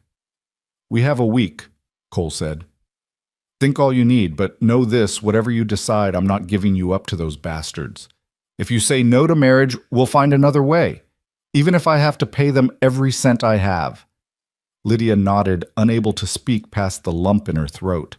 She went back inside, leaving Cole standing on the porch with his rifle and his determination and his offer of salvation through marriage. And for the first time in weeks, she felt the old fear creeping back in. Because this peace she'd found, this fragile happiness, it was about to be tested in ways she'd never imagined. The week ahead would change everything. One way or another, her life at Mercer Ranch would never be the same. That night, sleep refused to come. Lydia lay in her bed staring at the ceiling while her mind churned through possibilities like a mill grinding grain. Marriage. To Cole Mercer. A man she'd known for less than a month. A man who'd saved her from a nightmare, but who was still in so many ways a stranger. Yet not a stranger. Not anymore. She thought about the way he'd taught her to milk the cows patient and encouraging. The way he'd given her the lavender soap without expecting anything in return. The way he looked at her across the dinner table each night like she was someone worth listening to, someone whose thoughts mattered. The way he'd stood on that porch with his rifle ready to die rather than let Pike take her. Outside her locked door, she could hear Cole moving through the house. His footsteps were restless pacing. He couldn't sleep either. Lydia rose and wrapped a shawl around her shoulders over her nightgown. She hesitated at the door hand on the bolt. Then she slid it open and stepped into the hallway. Cole was standing by the fireplace, one hand braced against the mantel, staring into the dying embers. He'd taken off his shirt, and in the dim light she could see the muscles of his back, the scars that marked a life of hard work. He turned when he heard her footstep. "Can't sleep?" he asked. "No." Lydia stayed in the doorway, suddenly uncertain. "You neither." "Lot on my mind. Cole, about what you said earlier." "You don't have to decide tonight," he interrupted. "I meant it when I said take your time. A week isn't much time to decide whether to marry someone." "No," he agreed. "It's not. But then again, people have made the same decision in less time for worse reasons. At least we know we can stand to live together. That's more than some couples have." Lydia stepped further into the room. "Is that really enough, though, to build a marriage on tolerance and convenience?" Cole turned to face her fully. In the firelight, his eyes were dark and serious. "I won't lie to you, Lydia. I'm not offering you romance or poetry. I'm not promising you'll fall in love with me or that this will be some fairy tale. What I'm offering is partnership, safety, a legal bond that protects you from men like Pike who think they can buy and sell human beings. And what do you get out of it? A wife. Someone to share this ranch with, someone to build a life with." He paused. "Someone I already trust and respect, which is more than most marriages start with." "But you don't love me." The words hung in the air like an accusation. Cole was quiet for a long moment. "I don't know you well enough yet to say I love you," he said finally, with brutal honesty. "But I like you. I admire your strength. I enjoy your company. And I believe those things could grow into something deeper given time. Couldn't they? Could they?" Lydia didn't know. She'd never had the luxury of thinking about love before. Survival had always been the priority. "I need to think," she said again. "I'm sorry, I know that's not helpful, but I need time." "Take it. I'm not going anywhere." Lydia returned to her room and lay awake until dawn, watching the sky lighten through her window. The next day, they moved around each other carefully like two people dancing on eggshells. Cole went out to work the cattle, and Lydia threw herself into household tasks with fierce concentration. She scrubbed floors that were already clean, reorganized the larder, mended clothes that barely needed it. Anything to keep her hands busy and her mind occupied. But her mind refused to cooperate. It kept circling back to the same questions. What did she want? What did she deserve? What was she willing to risk? In the afternoon, Cole came in for coffee and found her sitting at the table staring at nothing. "You're going to drive yourself crazy," he said gently. "Come outside. Fresh air might help." She followed him out to the corral where he was working with a young horse, teaching it to accept a saddle. Lydia leaned against the fence and watched as Cole moved with patient confidence, speaking softly to the skittish animal, never forcing, always giving it the choice to trust him. "That's how you won me over, you know," Lydia said suddenly. "That first night, you gave me a choice when no one else would. You never forced anything." Cole glanced at her over the horse's back. "That's how you treat anything worth having. With respect, with patience. You let them come to you on their own terms." "What if I can't make this decision? What if I'm too afraid?" "Then we find another way." He ran his hand along the horse's neck, soothing. "Lydia, I need you to understand something. I'm not asking you to marry me because it's the only option. I'm asking because it's the best option. But if you truly can't do it, we'll figure out something else. I promise." "You'd really pay them another $4,000? If that's what it takes to keep you safe, yes. That would leave you with almost nothing. I'd still have this land, still have my cattle and horses, still have my ability to work. Money can be earned back. But if something happened to you because I was too cheap to pay," he shook his head. "I couldn't live with that." Lydia felt something crack open in her chest, some wall she'd built to protect herself. "Why do you care so much? You barely know me." Cole was quiet, focused on buckling the saddle.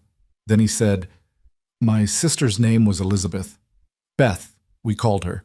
She was 16 when it happened. There was a man in town owned the bank, had money and power, and thought that meant he could take whatever he wanted. He took Beth, forced himself on her. When she told our parents, they didn't believe her. Said she must have encouraged him, must have wanted the attention. The shame of it destroyed her. She walked into the river one night and didn't come back. Lydia's hand flew to her mouth. Cole, I was 16 too. Too young to do anything, too powerless to protect her.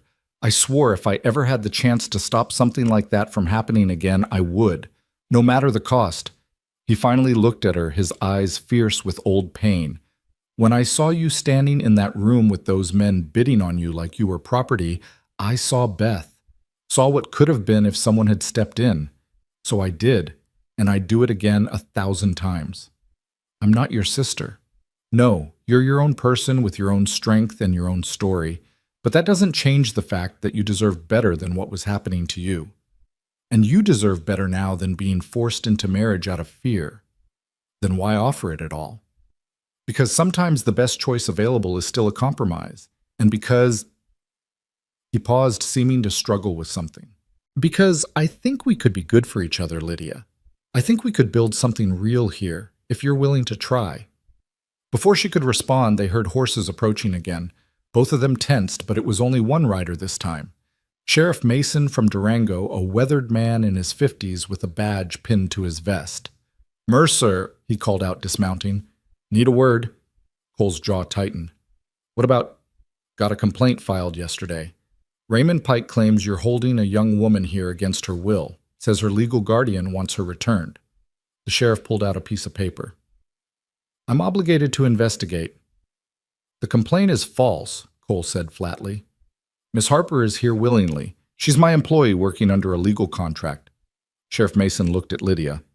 That true, Miss... Yes, sir. I came here of my own choice. Mr. Mercer has treated me with nothing but respect. Can I see this contract? Lydia went inside and retrieved her copy, handing it to the sheriff. He read it carefully, his expression unreadable. Seems legitimate, he said finally, but Pike's got lawyers saying otherwise, saying a guardian's rights supersede an employment contract, saying he can challenge this all the way to the territorial court if he wants. That's extortion, Cole said. He's trying to force me to pay him more money.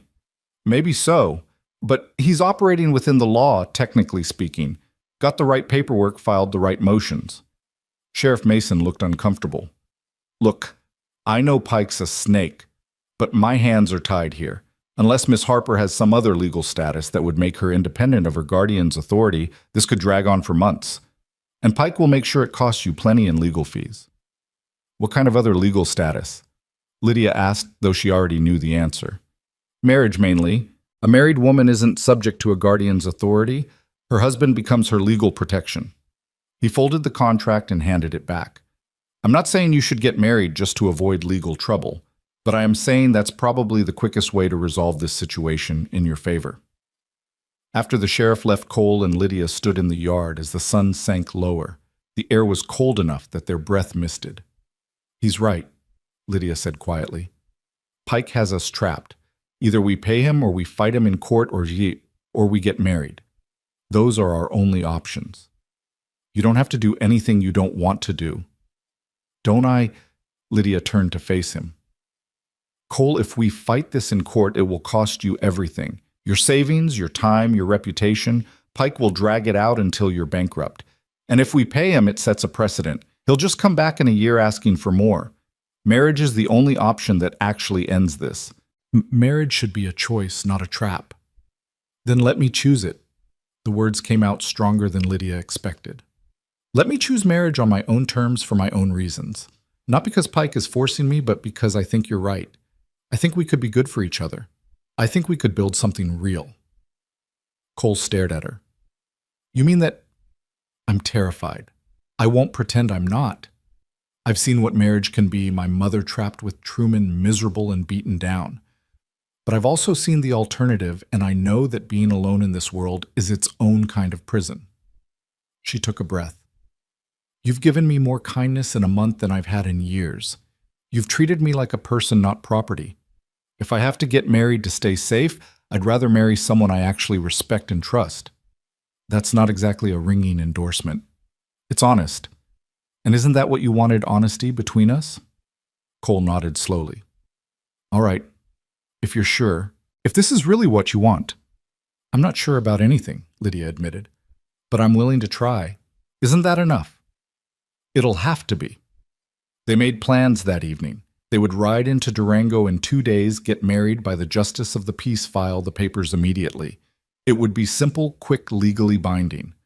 Cole would send word to Pike that the matter was resolved, Lydia was married and therefore beyond any guardian's reach. But that night, as Lydia lay in bed trying to accept that she was about to become someone's wife, doubt crept back in. She kept thinking about Cole's words, "I don't know you well enough yet to say I love you." It was honest, she knew that. But it also meant she was about to marry a man who cared for her, respected her, maybe even liked her, but didn't love her. Could she live with that? Could she build a life on respect and partnership without love? She must have eventually slept because she woke to pounding on the front door. Lydia bolted upright, heart racing. Gray dawn light filtered through her window. The pounding came again, urgent and aggressive. She heard Cole's door open, heard his footsteps. She threw on her dress and hurried out. "Don't open it," she said. Too late. Cole already had the door partway open, his rifle in hand. 4 men stood on the porch, Pike's hired muscle, the same ones from before. "Message from Mr. Pike," the lead man said. He was a hulking brute with a scarred face. "You got 3 days left to make your payment. After that, we come back with legal authority to remove the girl. And if you resist, we're authorized to use force." "I don't respond to threats," Cole said coldly. "Ain't a threat. It's a promise." The man grinned, showing missing teeth. "Pretty little thing like her be a shame if something happened. Lots of accidents can happen to a woman alone on a ranch. Fire, wild animals, bad men with worse intentions. You can't watch her every minute of every day, Mercer." Lydia felt ice run through her veins. This wasn't just about money anymore. This was Pike making it clear he could hurt her, violate her, destroy her, and there was nothing Cole could do to stop it if she wasn't legally protected. "Get off my property." Cole's voice was deadly quiet. "And tell Pike that if any of you come back here, I'll shoot first and let the law sort it out after." The men laughed and left, but their message had been delivered. Pike wasn't playing games anymore. Cole closed the door and leaned against it, his knuckles white on the rifle. "We're going to town today," he said. "Right now. We're getting married before they can make another move." "Cole, wait." "No more waiting. You heard them. They're threatening you directly now. I won't risk your safety any longer." He looked at her and she could see fear in his eyes, real fear not for himself but for her. "Please, Lydia, I know this isn't romantic. I know this isn't how you imagined getting married, but we're out of time." She wanted to argue, wanted to say there had to be another way, but the reality was stark and simple. Pike would keep escalating until he got what he wanted, and what he wanted was either money or revenge. Marriage was her only shield. "All right," she said. "Let's go." They prepared quickly. Lydia put on her blue calico dress, the same one she'd worn the night of the auction because it was the nicest thing she owned. Cole changed into a clean shirt and brushed the dust from his hat. They hitched the wagon in tense silence, both hyper-aware that Pike's men could return at any moment. The ride to Durango took 2 hours that felt like 2 years. Every shadow made Lydia jump. Every distant rider made Cole's hand drift toward his rifle. But they made it to town without incident. The justice of the peace was a thin, nervous man named Barlow who worked out of an office above the general store.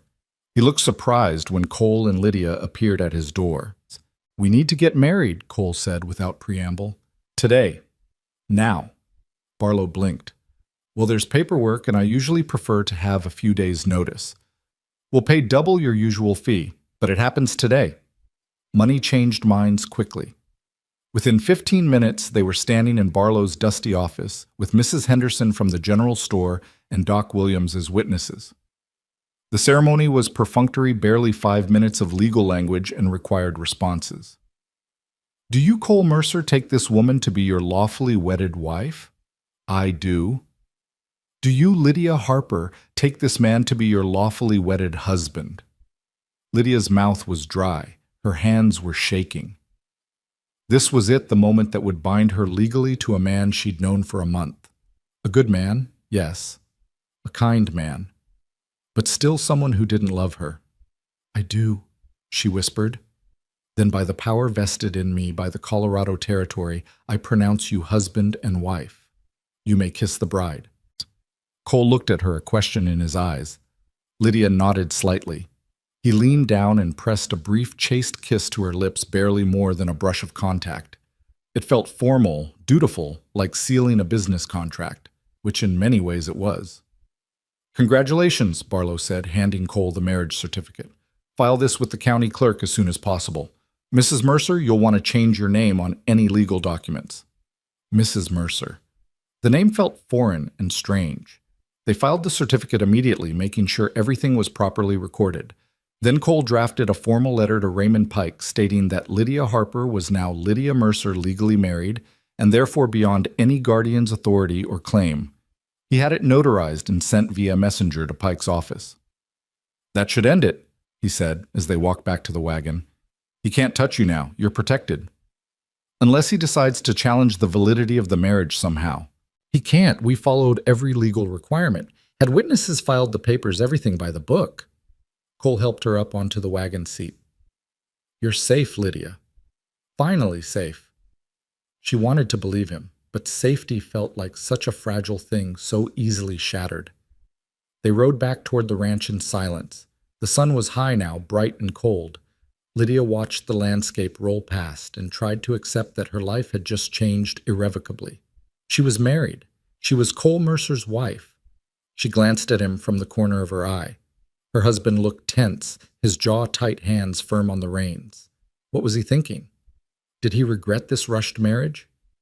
Was he already wondering if he'd made a terrible mistake? "Cole," she said quietly, "are you all right?" "I'm fine. Just want to get home and make sure everything's secure." "That's not what I meant. I meant, are you all right with what we just did? With getting married?" He was quiet for a long moment. Then he said, "I'm all right with protecting you. Whether I'm all right with the rest of it, I guess we'll find out."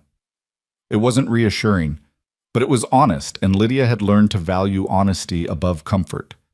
When they reached the ranch, Cole did a thorough check of the property, making sure no one had been there while they were gone. Everything was undisturbed. He brought the horses into the barn and secured them, then checked the cattle in the near pasture. Lydia went inside and stood in the kitchen looking around at the space that was now somehow more hers than it had been that morning. She was the woman of this house now, Cole's wife. It should have felt different, but it just felt confusing. She made dinner, mechanically stew with the last of the beef fresh bread she'd baked yesterday. Cole came in as the sun was setting, looking tired and troubled. They ate in awkward silence. Every clink of fork against plate seemed too loud. Finally, Cole pushed his bowl away. "We should talk about sleeping arrangements," he said. Lydia's stomach clenched. "What about them?" "You've been in Ma's old sewing room. That's fine if you want to stay there, or—" He hesitated. "Or you could move into the main bedroom, with me, like a proper married couple." "What do you want?" Lydia asked carefully. "I want you to be comfortable. I want you to feel safe." He ran a hand through his hair. "Lydia, I know this marriage happened fast. I know it's not based on love or romance, but we are married now legally and binding. At some point, we need to figure out what that actually means for us." "You're talking about—" She couldn't finish the sentence. "I'm talking about all of it. Sharing a bed, sharing a life, maybe eventually having children. The things married couples do." His eyes were serious. "But not until you're ready. I'm not going to force anything on you. That would defeat the entire purpose of why we did this." Lydia took a shaky breath. "I don't know when I'll be ready. I don't know if I'll ever be ready." "Then we wait. Simple as that. You'd really be willing to have a marriage in name, only maybe forever." Cole leaned back in his chair. "I'd be willing to have whatever kind of marriage works for both of us. If that means separate rooms and separate lives under the same roof, so be it. If it eventually means something more, that's fine too. But it has to be your choice, Lydia. Always your choice." The kindness in his words made her want to cry. Here was a man who'd just married her, bound his life to hers legally and financially, and he was still giving her the power to choose, still treating her like her autonomy mattered more than his own desires. "I'll stay in my room for now," she said quietly. "But maybe eventually things could change, when I'm more used to being married, when this all feels more real." "That's fine. Take all the time you need." That night, Lydia lay in her room, still her private space, still her sanctuary, and thought about the man sleeping down the hall. Her husband. A man who'd given her everything and asked for nothing in return except the chance to keep her safe. A man who'd been honest enough to say he didn't love her yet. Yet. That word mattered. It implied possibility.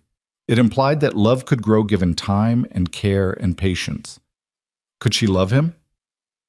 Lydia examined her feelings carefully. She respected Cole. She trusted him as much as she could trust anyone. She felt safe with him, which was more valuable than gold. And when she thought about leaving, about being anywhere else, something in her chest tightened with resistance. Maybe that was the beginning of love. Or maybe it was just gratitude and dependence dressed up in prettier clothes.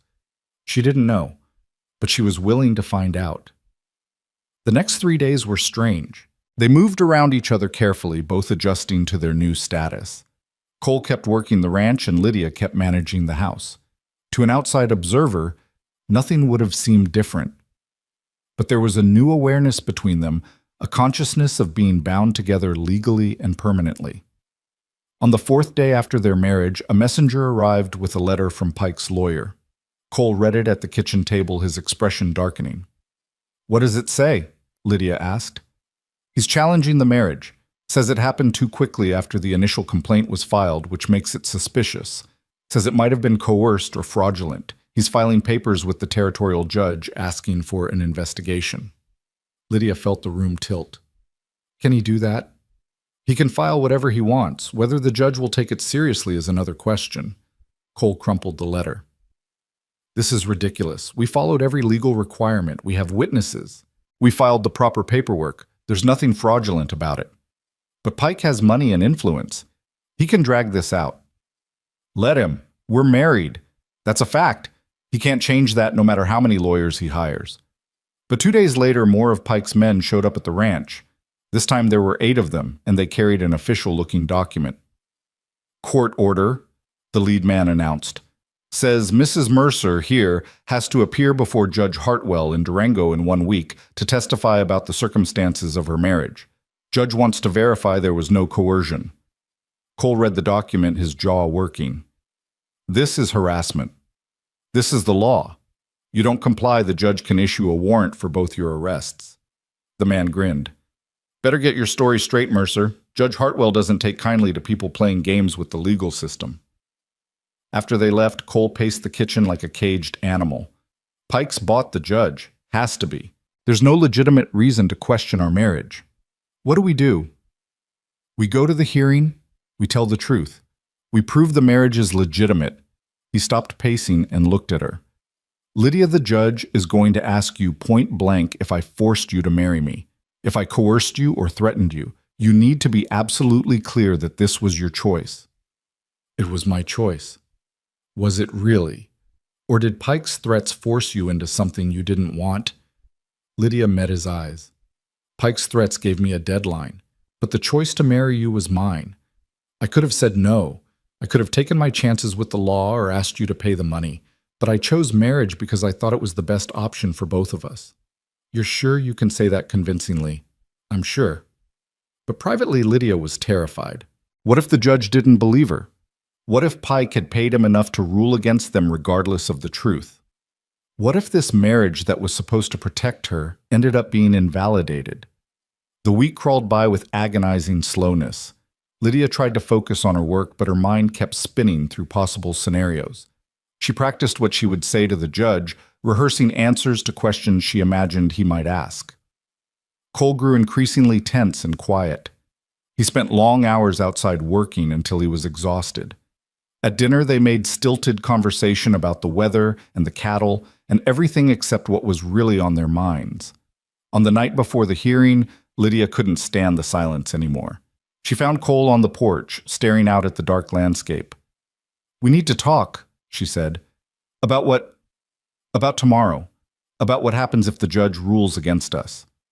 Cole's hands tightened on the porch railing. "He won't. But if he does?" "What's your plan?" "Because I need to know Cole. I need to know what you're willing to do to keep me safe." He turned to face her, and in the lamplight from the window, she could see the exhaustion and worry carved into his face. "I'll do whatever it takes. If the judge invalidates the marriage, I'll marry you again. And again. As many times as necessary. And if that doesn't work, I'll take you away from here. We'll go to California or Oregon or Canada, somewhere Pike can't reach you. You'd give up your ranch, your home? I'd give up everything before I'd let them take you. His voice was fierce, certain. Don't you understand that yet? You're not just some responsibility to me, Lydia. You're not just an employee or even just a wife. He stopped abruptly as if he'd said too much. I'm what? Lydia's heart was pounding. Cole looked away. Nothing. Forget it. No. She stepped closer. You can't say something like that and then just stop. I'm what, Cole? The silence stretched between them, heavy with everything unsaid. Finally, Cole said quietly, You're important to me. More important than I expected. More important than is probably wise considering how little time we've known each other. What are you saying? I'm saying, he struggled with the words.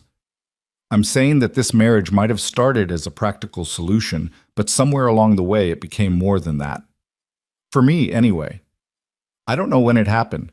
Maybe when I saw you standing up to Pike's men with your chin up and your eyes blazing. Maybe when I came home and found you'd cleaned the whole house just to keep yourself from thinking too hard. Maybe it was the first night I saw you in that room in Durango and knew I couldn't walk away. He finally met her eyes. I'm saying I care about you, Lydia, deeply. And the thought of losing you tomorrow terrifies me more than losing this ranch or my money or anything else. Lydia couldn't breathe. Are you saying you love me? I'm saying I'm falling in love with you. Maybe I already have fallen and just didn't want to admit it because I didn't think I had the right. His voice was raw, vulnerable in a way she'd never heard before. I know I promised not to expect anything from you. I know you married me out of necessity, not affection. But I need you to know the truth before we walk into that courtroom tomorrow. I need you to know that whatever happens, however this ends, I don't regret a single choice I've made since the night I met you. Tears were streaming down Lydia's face. She didn't know when she'd started crying. You idiot. Cole looked stricken. I'm sorry I shouldn't have said anything. You absolute idiot. Lydia laughed through her tears. Do you think I'd be this terrified about tomorrow if I didn't care about you too? Do you think I'd be standing here crying if this was just a business arrangement to me? What are you saying? I'm saying I fell in love with you somewhere between the auction and now. Maybe it was when you gave me a choice. Maybe it was when you taught me to milk the cows. Maybe it was just watching you be decent and kind day after day when I'd forgotten men could be those things. She wiped her eyes. I'm saying I married you because I had to, but I'd marry you again tomorrow because I want to. Because you're the best man I've ever known, and I can't imagine my life without you in it anymore. Cole stared at her like she'd just told him the sun had turned blue. You love me. Yes, you stubborn, noble, wonderful fool. I love you. He crossed the distance between them in 2 strides and kissed her, not the chaste, formal kiss from their wedding, but a real kiss, deep and desperate and full of everything they'd been holding back. Lydia kissed him back, her hands fisting in his shirt, her body pressed against his. When they finally broke apart, both breathing hard, Cole rested his forehead against hers. I love you, he said. God help me, I love you so much. I love you too. They stood there on the porch holding each other as stars wheeled overhead. For the first time since Pike had reappeared in her life, Lydia felt hope. Real hope, not the fragile, desperate kind, but the solid certainty that whatever came tomorrow, they would face it together. We should go to bed, Cole said finally. Get some sleep before the hearing. I don't want to sleep alone tonight, Lydia whispered. Not anymore. Will you? Can I sleep with you? Just sleep, she added quickly. I'm not ready for more yet, but I want to be close to you. Are you sure? I'm sure. They went inside together. Lydia followed Cole to his room, their room now, and they lay down on the bed fully clothed. Cole wrapped his arms around her and Lydia pressed her face against his chest, listening to his heartbeat. Whatever happens tomorrow, he murmured into her hair, we face it together. Together, she agreed. They fell asleep like that, 2 people who'd found each other in the worst of circumstances and built something real and true in the midst of chaos. The morning came too quickly. They dressed carefully, Cole in his best clothes, Lydia in her blue dress. They ate breakfast in silence, both too nervous to speak. Then they hitched the wagon and began the journey to Durango. The ride felt endless. Lydia's stomach was in knots. Cole's jaw was tight with tension, but their hands were clasped together on the wagon seat, fingers intertwined. As they crested the hill overlooking Durango, they saw something that made them both freeze. Riders. At least a dozen of them coming up the road from town. Even from a distance, Lydia could see that some of them wore badges. "What is that?" she breathed. Cole pulled the wagon to a stop, his free hand moving to the rifle. "I don't know, but we're about to find out." The riders approached quickly, and as they got closer, Lydia recognized Sheriff Mason at the front. Next to him rode a man she'd never seen before, an older, distinguished-looking man with silver hair and a federal marshal's badge. Her heart hammered. Were they here to arrest Cole? To take her away? The riders came to a halt in front of their wagon. Sheriff Mason looked grim, but there was something else in his expression too, something that might have been satisfaction. "Mercer, Mrs. Mercer," he said, tipping his hat. "You can turn that wagon around. You won't be needed at the courthouse today." "What?" Cole's voice was sharp. "The hearing. There is no hearing." The federal marshal spoke for the first time, his voice carrying authority. "Not anymore. We have news. News that changes everything." Lydia gripped Cole's hand so tightly, her knuckles were white. "What kind of news?" The marshal's expression was neutral, professional, but she thought she saw a hint of grim satisfaction in his eyes. "It's about Raymond Pike and Truman Wade," he said. "Both of them. You're going to want to hear this." The marshal gestured to the road behind him. "Let's talk somewhere more private. There's a lot to explain, and you deserve to hear it all." Cole's hand stayed on his rifle. "We're not going anywhere until you tell us what's happened. Is this some kind of trick? Because if Pike sent you—" "Pike didn't send us," Sheriff Mason interrupted. "Pike's in no position to send anyone anywhere. Not anymore." Lydia felt the world tilt. "What does that mean?" The marshal dismounted, moving slowly and deliberately so as not to spook them. The other riders stayed back, giving them space. "My name is Marshal William Crawford. I've been investigating Raymond Pike's business operations for the past 6 months. Financial fraud, extortion, illegal gambling operations, possible, connections to territorial land theft. The list goes on." "You're investigating Pike." "Yeah." Cole's voice was cautious, disbelieving. "Have been for some time. Your situation with Miss Harper, Mrs. Mercer pardon me, caught my attention when Sheriff Mason filed his report about the complaint. The timing seemed suspicious. The more I looked into it, the more it became clear Pike was using legal channels to commit what amounted to extortion." Crawford pulled out a leather notebook. "But before I could move on, that something else happened. Something that resolved the immediate situation rather dramatically." "Just tell us," Lydia said, her voice barely above a whisper. "Please." Crawford's expression softened slightly. 3 nights ago, there was an altercation at the Lucky Silver Saloon. Raymond Pike and Truman Wade got into a dispute over a poker game. Accusations of cheating flew both directions. Things escalated. Pike pulled a weapon. Wade pulled his. Shots were fired. Lydia's breath caught.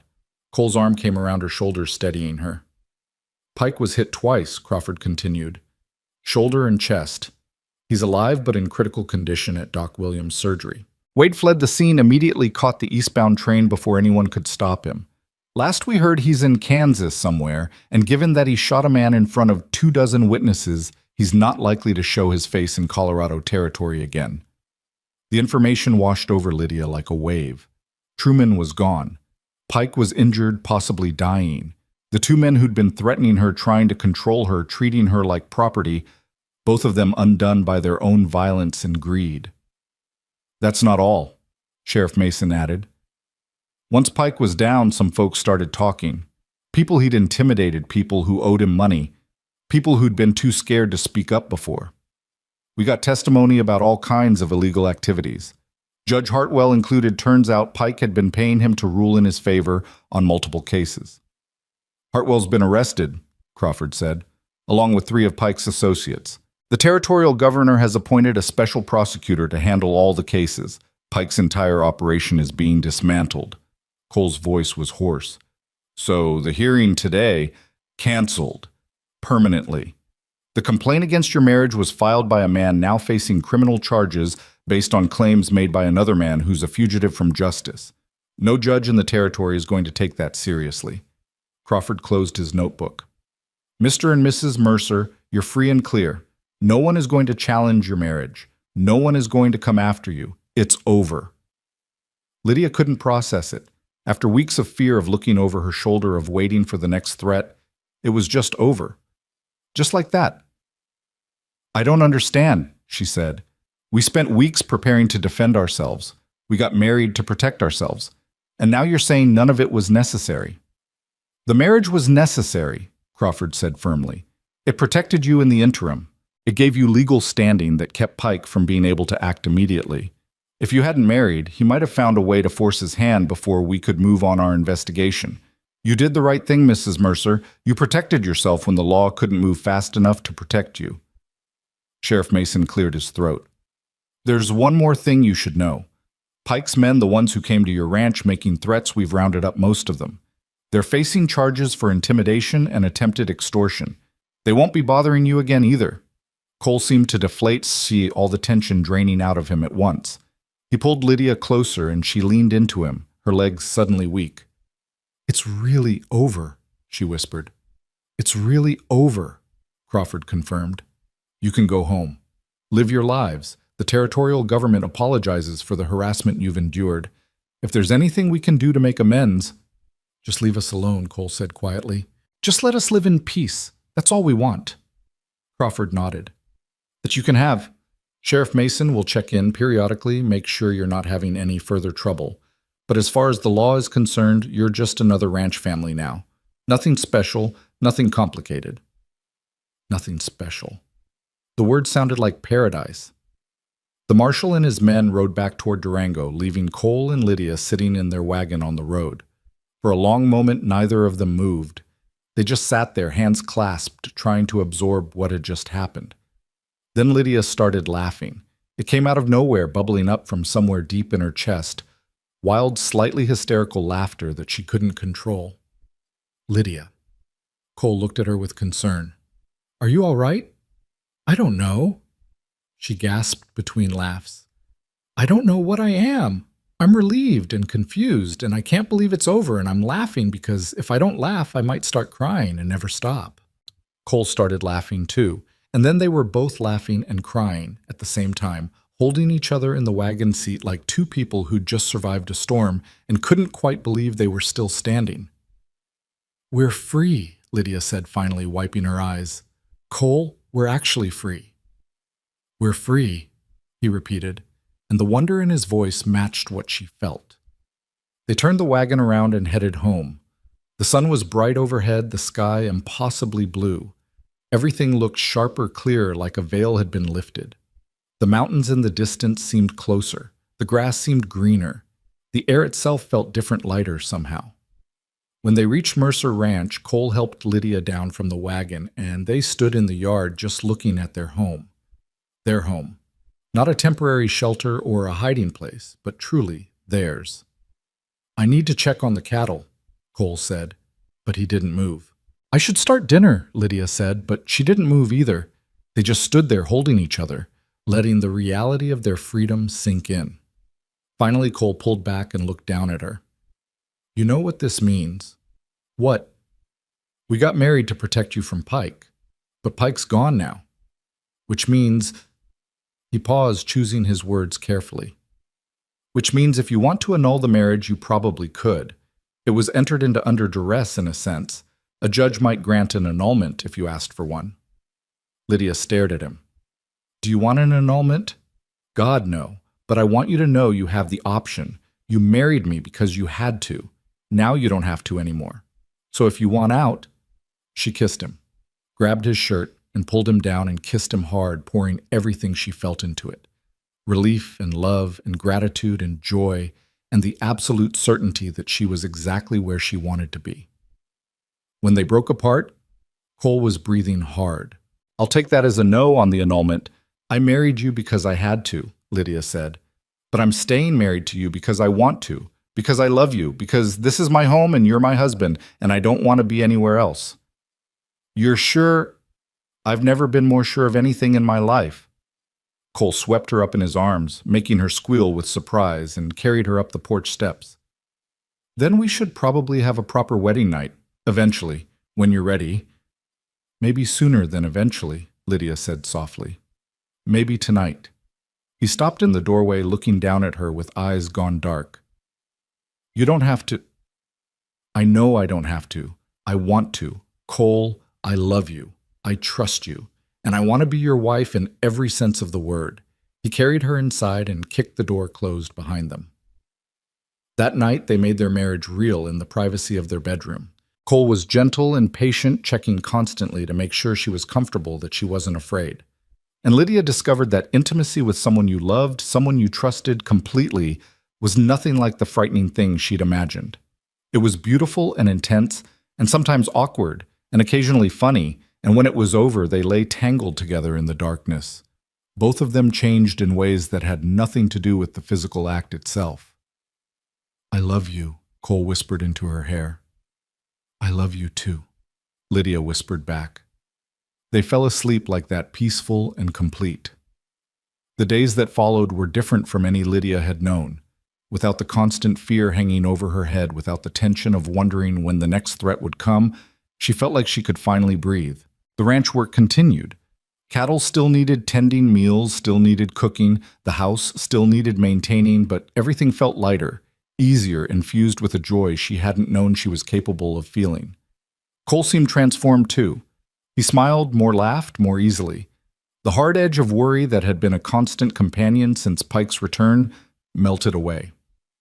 He worked with a renewed energy, making plans for expanding the herd in the spring, talking about improvements to the house, dreaming out loud about the future in a way he hadn't allowed himself to do before.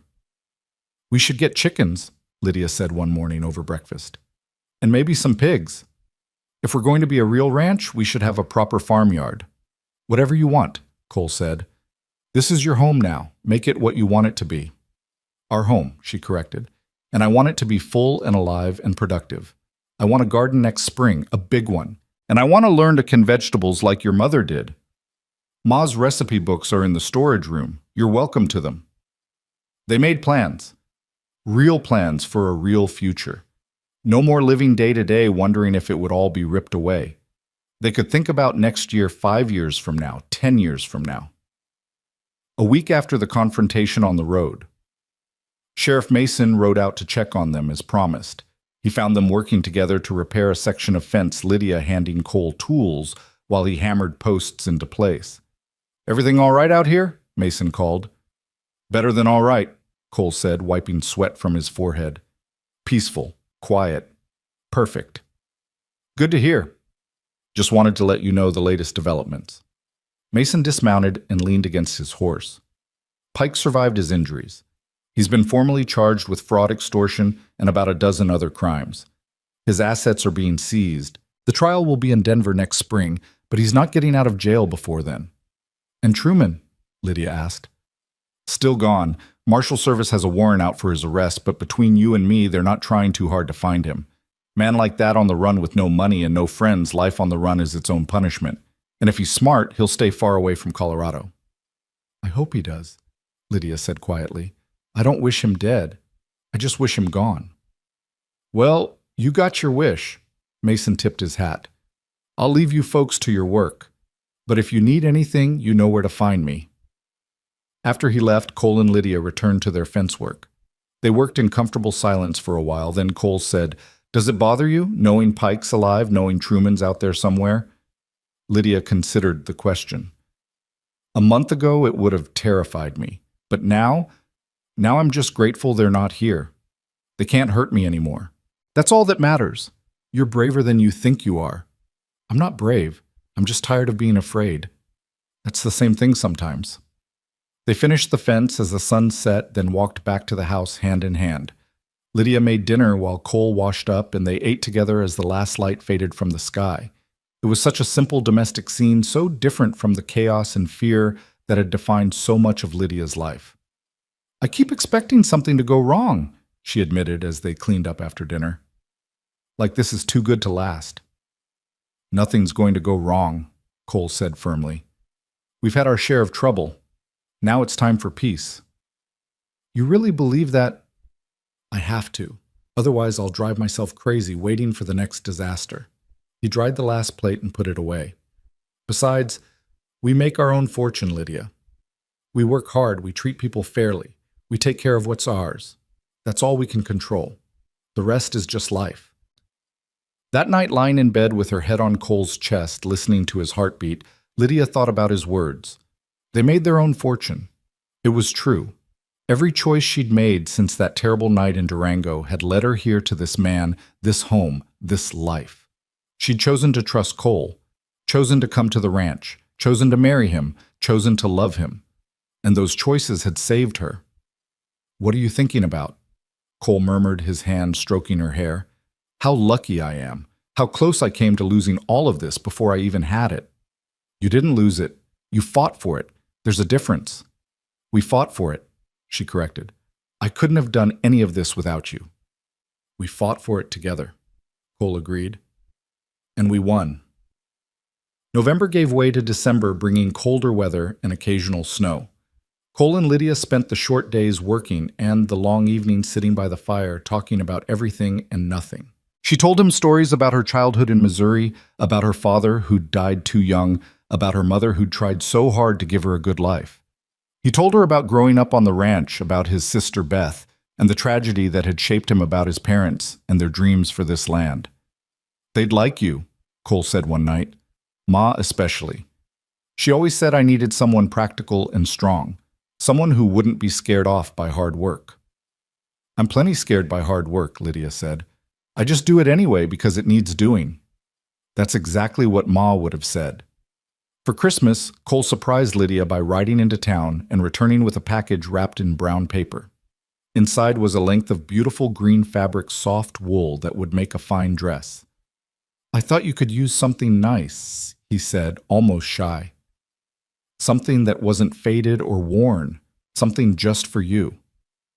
Lydia hugged the fabric to her chest, touched beyond words. It's beautiful. Thank you. There's something else. He pulled a small velvet box from his pocket. I know we got married in a hurry, didn't have time for things like rings, but I wanted you to have one. Something that marks you as mine and me as yours. Inside the box were 2 simple gold bands, not fancy but solid and real and clearly chosen with care. Cole, Lydia breathed, these are too much. They're not enough, but they're a start. He took one of the rings and slipped it onto her finger. With this ring I thee wed. For real this time. Not because we have to, but because I want to. Because I choose you every day, Lydia, today and tomorrow and for the rest of my life. Tears streamed down Lydia's face. She took the other ring and slipped it onto Cole's finger. With this ring I thee wed. Because you saved my life and then you gave me a life worth living.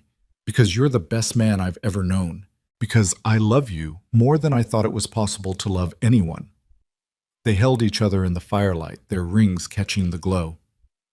Merry Christmas, wife, Cole whispered. Merry Christmas, husband, Lydia whispered back. The new year came, bringing 1876 with cold winds and heavy snow. The ranch was snowed in for a week in January, and Lydia discovered that being trapped indoors with Cole wasn't a hardship at all. They read books together, played cards, made love in the middle of the afternoon because there was no reason not to. They talked about dreams and plans, about the children they might have someday, about the life they were building together. How many children do you want? Cole asked one snowy afternoon. I don't know. 2, 3 as many as come, I suppose. Lydia looked up from the sock she was darning. Do you want children? I want whatever makes you happy, but yeah, I'd like kids. I'd like to fill this house with noise and chaos and love. I'd like to teach my sons to work the ranch and my daughters to be as strong as their mother. Daughters? Lydia said softly. I like the sound of that. We could have a whole pack of them, little girls with your dark hair and stubborn chin, and your gray eyes and sense of honor. God help them if they have my stubborn streak and your quick tongue. They'll be unstoppable. Lydia laughed, and the sound filled the house with warmth. In February, as the days slowly began to lengthen, Sheriff Mason made another visit. This time he brought news that made both Cole and Lydia's hearts lighter. "Pike's trial happened last week," he said, accepting a cup of coffee. "Guilty on all counts. He's going to federal prison for 20 years. With his age and health, he'll likely die there." 20 years, Cole repeated. "That's a long time." "Not long enough for what he did if you ask me, but it's justice of a sort." Mason sipped his coffee. "There's more. Judge Hartwell was found guilty too. 10 years. The whole corrupt system Pike built is dismantled. Durango's getting a fresh start." "What about his property?" Lydia asked. "His businesses, but being sold off to pay his debts and restitution to his victims. There's a long list of people he hurt over the years. The territorial government is trying to make things right where they can." After Mason left, Cole and Lydia sat together on the porch, despite the cold. The mountains were white with snow, stark and beautiful against the blue sky. "It's really over now," Lydia said. "Not just the immediate threat, but all of it. Pike's in prison. Truman's gone. Judge Hartwell can't hurt anyone else. We're safe." "We're safe," Cole agreed. "And we're free. Completely free." Lydia leaned against his shoulder. "I keep thinking about that night in Durango, the auction. How terrified I was. How hopeless everything seemed. And now I'm sitting on the porch of my own home with the man I love, watching the sunset over land that's ours, planning a future I actually get to live." She turned to look at him. "You saved my life that night, Cole. You gave me everything. You gave me everything too. You gave me a reason to care about something besides just surviving. You gave me hope and love and a future worth fighting for." He kissed her forehead. "We saved each other, Lydia. That's the truth of it." Spring came slowly to Colorado, melting the snow inch by inch and revealing the brown earth beneath. Cole and Lydia threw themselves into ranch work with renewed energy. They bought the chickens Lydia had wanted, and pigs, and even a milk cow to supplement the two they already had. Lydia planted her garden, working the soil with her own hands, planting seeds that would feed them through the next winter. The ranch began to feel less like a collection of buildings and more like a real homestead. Lydia hung curtains she'd sewn from the green fabric Cole had given her. She painted the kitchen a cheerful yellow. She put flowers in jars on the table and made the house smell like baking bread and dried herbs. Cole expanded the herd, buying cattle at good prices from ranchers who'd had hard winters. He hired a ranch hand named Tom, a quiet man in his 50s who worked hard and asked few questions. With Tom's help, they were able to accomplish twice as much work in half the time. "We're building something real here," Cole said one evening, surveying their land from horseback. "Something that'll last. Something we can pass on to our children," Lydia agreed. She was sitting in front of him on the horse, his arms around her waist. "If we're blessed with them." "We will be. I have faith in that." In May, Lydia's monthly courses didn't come. She waited a week, then two, before saying anything to Cole. When she finally told him, his face lit up with a joy so pure it made her cry. "Are you sure?" he asked, pulling her into his arms. "Not completely, but I'm late, and I've been sick in the mornings and—" She laughed. "I think so. I think we're going to have a baby." Cole spun her around, then set her down carefully, suddenly worried. "Should I not have done that? Is spinning bad for pregnant women?" "I'm fine. The baby's fine. Everything's fine." Lydia cupped his face in her hands. "We're going to be parents, Cole. We're going to be parents," he repeated, wonder in his voice. They rode into Durango the next day to see Doc Williams, who confirmed what Lydia already knew. She was pregnant about 2 months along, due in late December or early January. "A New Year's baby," Doc Williams said with a smile. What a blessing. As they left the doctor's office, Lydia felt like she was floating. A baby. Their baby. A child who would be born into a home filled with love and safety, who would never know what it was like to be hungry or afraid or alone. "Thank you," she whispered to Cole as they walked to the wagon. "For what? For giving our child a life I never had. A real home. 2 parents who love each other. Safety and security and a future." Cole stopped walking and turned to face her. Lydia, our child, is going to have something even more important than all that. They're going to have you as a mother. And that's the greatest gift I could ever give them. The pregnancy progressed smoothly through summer and into fall. Lydia's belly swelled and Cole treated her like she was made of glass, constantly worried she was doing too much. She laughed at his protectiveness, but secretly loved it. Loved knowing that she was cherished and cared for. They prepared a nursery in the storage room, painting it a soft cream color and building a cradle from wood Cole harvested from their own land. Lydia sewed tiny clothes and blankets, amazed by how small everything was. A baby. A real baby coming soon. In October, when the leaves were turning gold and the air held the crisp promise of winter, Cole suggested they have a real wedding. "We're already married," Lydia pointed out, laughing. "I know, but we never had a proper ceremony, never had witnesses who weren't there under duress, never had a chance to celebrate." He took her hands. "I want to do it right. I want to stand in front of our friends and neighbors and declare my love for you. I want you to have the wedding you deserve. I have everything I deserve. I have you and this ranch and our baby. What more could I possibly need?" "Witnesses to our happiness," Cole said. "People who can see what we've built and know it's real and true and worth celebrating." So they planned a small ceremony at the ranch for early November before the heavy snows came. They invited Sheriff Mason and Doc Williams' Mrs. Henderson from the general store, Tom, the ranch hand, and his wife, and a handful of other people they'd come to know and trust in Durango. Pastor Green, a traveling preacher who came through once a month, agreed to perform the ceremony. The morning of the wedding dawned clear and cold, the sky a brilliant blue. Lydia dressed in a new gown she'd sewn herself from soft blue fabric the color of summer sky. It accommodated her pregnant belly and made her feel beautiful in a way she'd never felt before. Cole wore his best suit, the one he'd been married in the first time, but he'd added a vest embroidered by Lydia herself. He looked handsome and nervous and happy all at once. They gathered in the yard of Mercer Ranch, a small group of people who'd come to witness something beautiful. Pastor Green stood before them, his Bible open, the autumn sun warm on all their faces. "Dearly beloved," he began, and Lydia's eyes filled with tears. This was real. This was right. This was everything she'd ever wanted without knowing she could want it. "Do you, Cole Mercer, take this woman to be your wife, to have and to hold from this day forward, for better or worse, for richer or poorer, in sickness and in health, to love and to cherish, till death do you part?" "I do," Cole said, his voice strong and sure. "With every breath in my body, I do."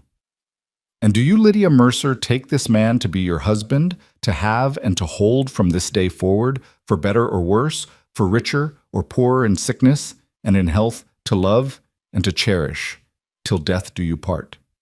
Lydia looked at Cole, at his gray eyes full of love, at his strong hands that had worked so hard to build this life, at his face that had become more familiar to her than her own. She thought about the night he'd saved her, about the choice he'd given her, about every day since then, that he'd proven himself worthy of her trust. "I do," she said. "Forever and always I do." Pastor Green smiled. "Then by the power vested in me, I now pronounce you husband and wife. What God has joined together, let no man put asunder. You may kiss your bride." Cole kissed her softly, tenderly, a promise of all the days to come. The gathered witnesses cheered and clapped. Someone, Mrs. Henderson, probably threw flower petals that drifted down around them like snow. They had a celebration afterward, modest but joyful. There was food and music and laughter. Tom played a fiddle he'd produced from somewhere, and couples danced in the yard as the sun moved across the sky. Doc Williams made a toast to the happy couple, and Sheriff Mason told embarrassing stories about Cole's father that made everyone laugh. As evening fell and their guests began to depart, Lydia stood on the porch with Cole's arm around her waist, watching the sun set over the mountains. "Happy?" Cole asked. "Happier than I ever imagined being," Lydia said. "I have you. I have our baby. I have this beautiful home and a future that's ours to make. What more could I possibly want?" "Nothing," Cole said. "We have everything that matters." They stood together as the stars began to emerge one by one in the darkening sky. Somewhere in the distance, a coyote called. The horses moved in the barn, settling for the night. The world was peaceful and quiet and perfect. Do you ever think about that night? Lydia asked quietly. The auction. Sometimes. Do you regret it? Any of it? Cole turned her to face him, his hands gentle on her shoulders. I regret that you had to go through it. I regret that men like Pike and Wade exist in the world, but I don't regret spending that $4,000. I don't regret bringing you here. I don't regret falling in love with you, because every choice I made that night led to this moment right here, right now, and this moment is perfect. Even when I'm fat and waddling and can't see my own feet, he laughed. Especially then. You're carrying our child Lydia. You're growing our future inside you. You've never been more beautiful. She kissed him, standing on her toes to reach, despite her bulk, pouring everything she felt into that kiss. When they broke apart, both breathing hard, Cole rested his forehead against hers. I love you, he whispered. I love you too, she whispered back. They went inside together to their home, to their bedroom, to the life they'd built from ashes and fear and impossible choices. They made love slowly, carefully mindful of the child between them, and afterward they lay tangled together in the darkness, feeling the baby kick and move, marveling at the miracle of it all. What should we name them? Cole asked. If it's a girl, one Elizabeth, Lydia said without hesitation. After your sister. So her name lives on in love instead of tragedy. Cole's arms tightened around her. And if it's a boy, so James. After my father. The only man who ever loved me before you. Elizabeth or James Mercer, Cole said, testing the names. Either way, they'll be loved, they'll be wanted, they'll be safe. They'll be ours, Lydia added. They'll be ours, Cole agreed. Outside snow began to fall, the first snow of winter, soft and gentle, blanketing the ranch in white. Inside, warm and safe, Cole and Lydia drifted toward sleep. They had survived. They had fought. They had won. And now, finally, they could simply live. The threats were gone. The past was buried. The future stretched ahead of them, full of possibility and promise. Whatever came next, children and grandchildren, prosperity and hardship, joy and sorrow, they would face it together. As husband and wife. As partners.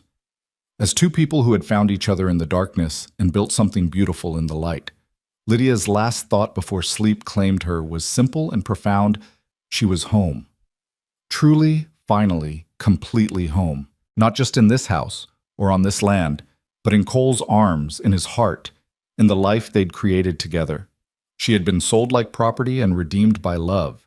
She had been broken and made whole. She had been lost and found. And now she was exactly where she belonged. Winter settled over Mercer Ranch with a quiet grace wrapping the land in white silence. Lydia's belly grew round and full as the year drew to a close, and Cole became increasingly protective, insisting she rest more, work less, take care of herself and the precious cargo she carried. I'm pregnant, not made of porcelain, Lydia protested one morning when Cole physically lifted her away from a basket of laundry she'd been about to carry. You're carrying my child, and I won't risk you, Cole said firmly, taking the basket himself. Tom's wife, Sarah, said she'd be happy to help with the heavy work. Let her. Sarah has her own house to manage, and she's offering to help anyway because that's what neighbors do. He set the basket down and turned to face her. Lydia, please. Let me take care of you. Let people help. You've spent so long doing everything alone, you don't have to anymore. She softened at that, recognizing the truth in his words. It's hard. Letting go. Trusting that help won't come with strings attached. No strings, just people who care about you. About us. He placed his hand on her belly, feeling the baby kick. We're not alone anymore. Either of us. So Lydia learned to accept help. Sarah came twice a week to assist with laundry and heavy cleaning. Mrs. Henderson sent over preserves and dried goods from the store. Doc Williams stopped by regularly to check on her progress, refusing payment and calling it neighborly duty. You've got good people around you, Doc said during one visit in late December. Baby's positioned well, strong heartbeat. I'd say you've got maybe 2 weeks, give or take. 2 weeks. Lydia felt a mixture of excitement and terror. She was going to be a mother. She was going to bring a new life into the world. What if she wasn't ready? What if she didn't know what to do? Cole must have seen the fear in her eyes because that night, lying in bed with his arm around her, he said quietly, "You're going to be an amazing mother." "How do you know?" "Because you're strong and brave and kind. Because you've survived things that would have destroyed other people. Because you love fiercely and protect what's yours." He kissed her temple. "Our child is lucky to have you." "They're lucky to have you too, a father who's honest and hardworking and good down to his bones. We'll figure it out together, just like we've figured out everything else." The baby came on January 3rd during a snowstorm that buried the ranch under 2 feet of white. Doc Williams had been staying with them for the past week, anticipating the birth, and it was fortunate he had because the roads were completely impassable. Labor started just after midnight. Lydia woke Cole with a gasp, her hand on his shoulder, her face pale in the lamplight. "It's time," she said. Cole was up instantly, moving with the controlled panic of a man trying desperately to stay calm. He woke Doc Williams, boiled water, gathered towels and blankets, did everything the doctor told him to do.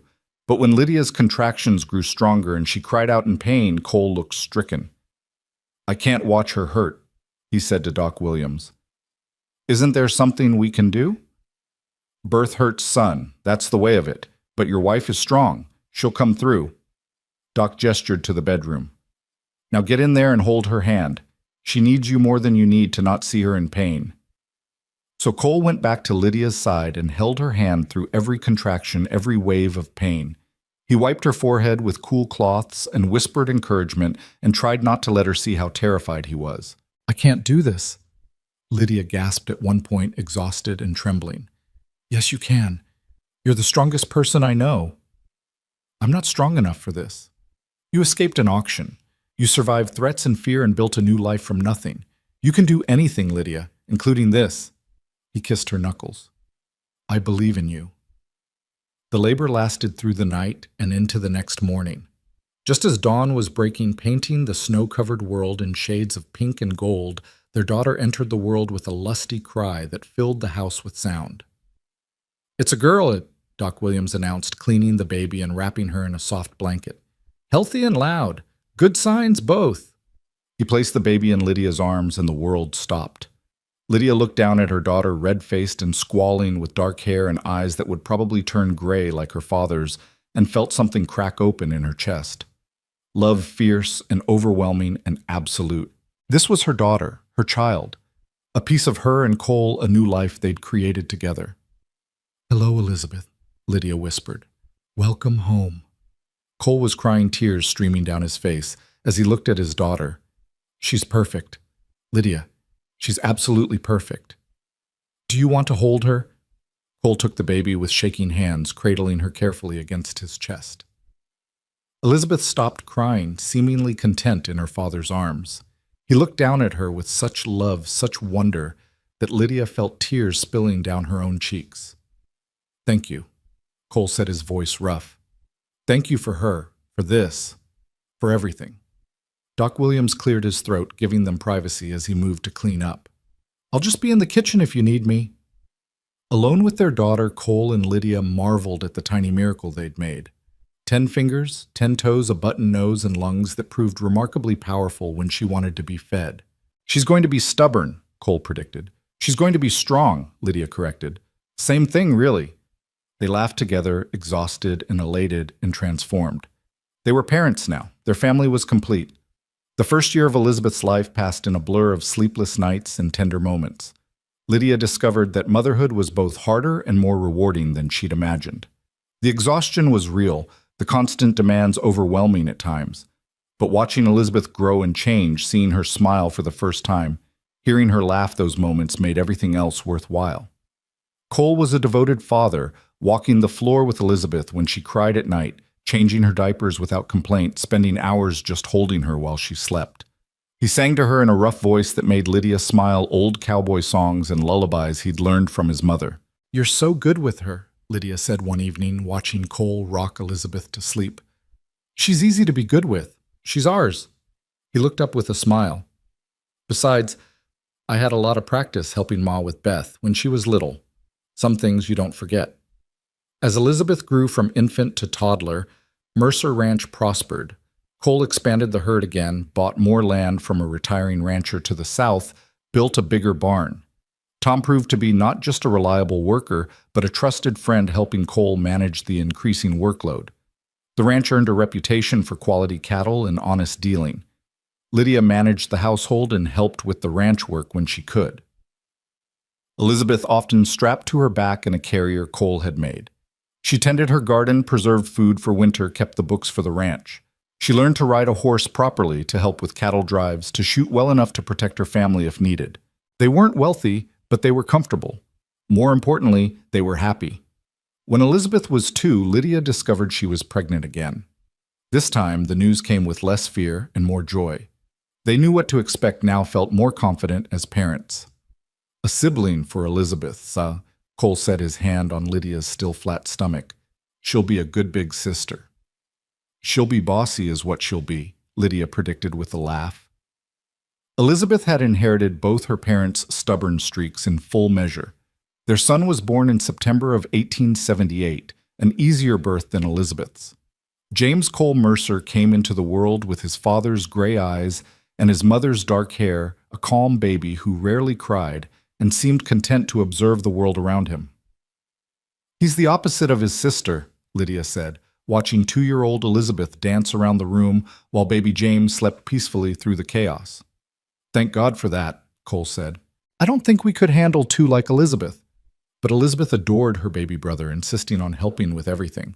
She brought him toys he was too young to play with, sang him songs in her toddler voice, and declared herself his protector.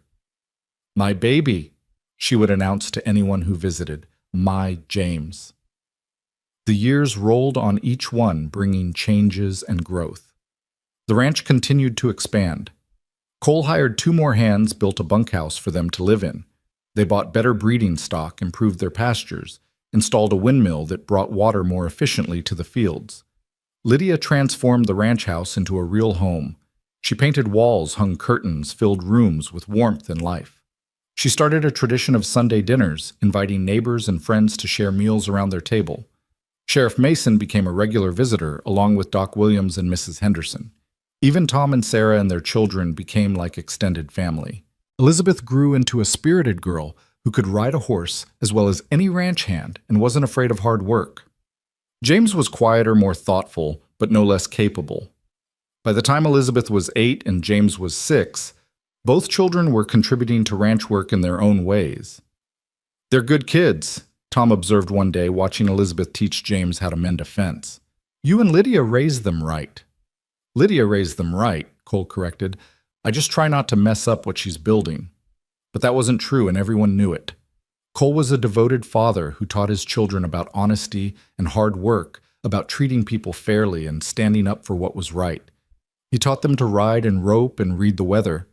He taught them that strength meant protecting those weaker than yourself, not exploiting them.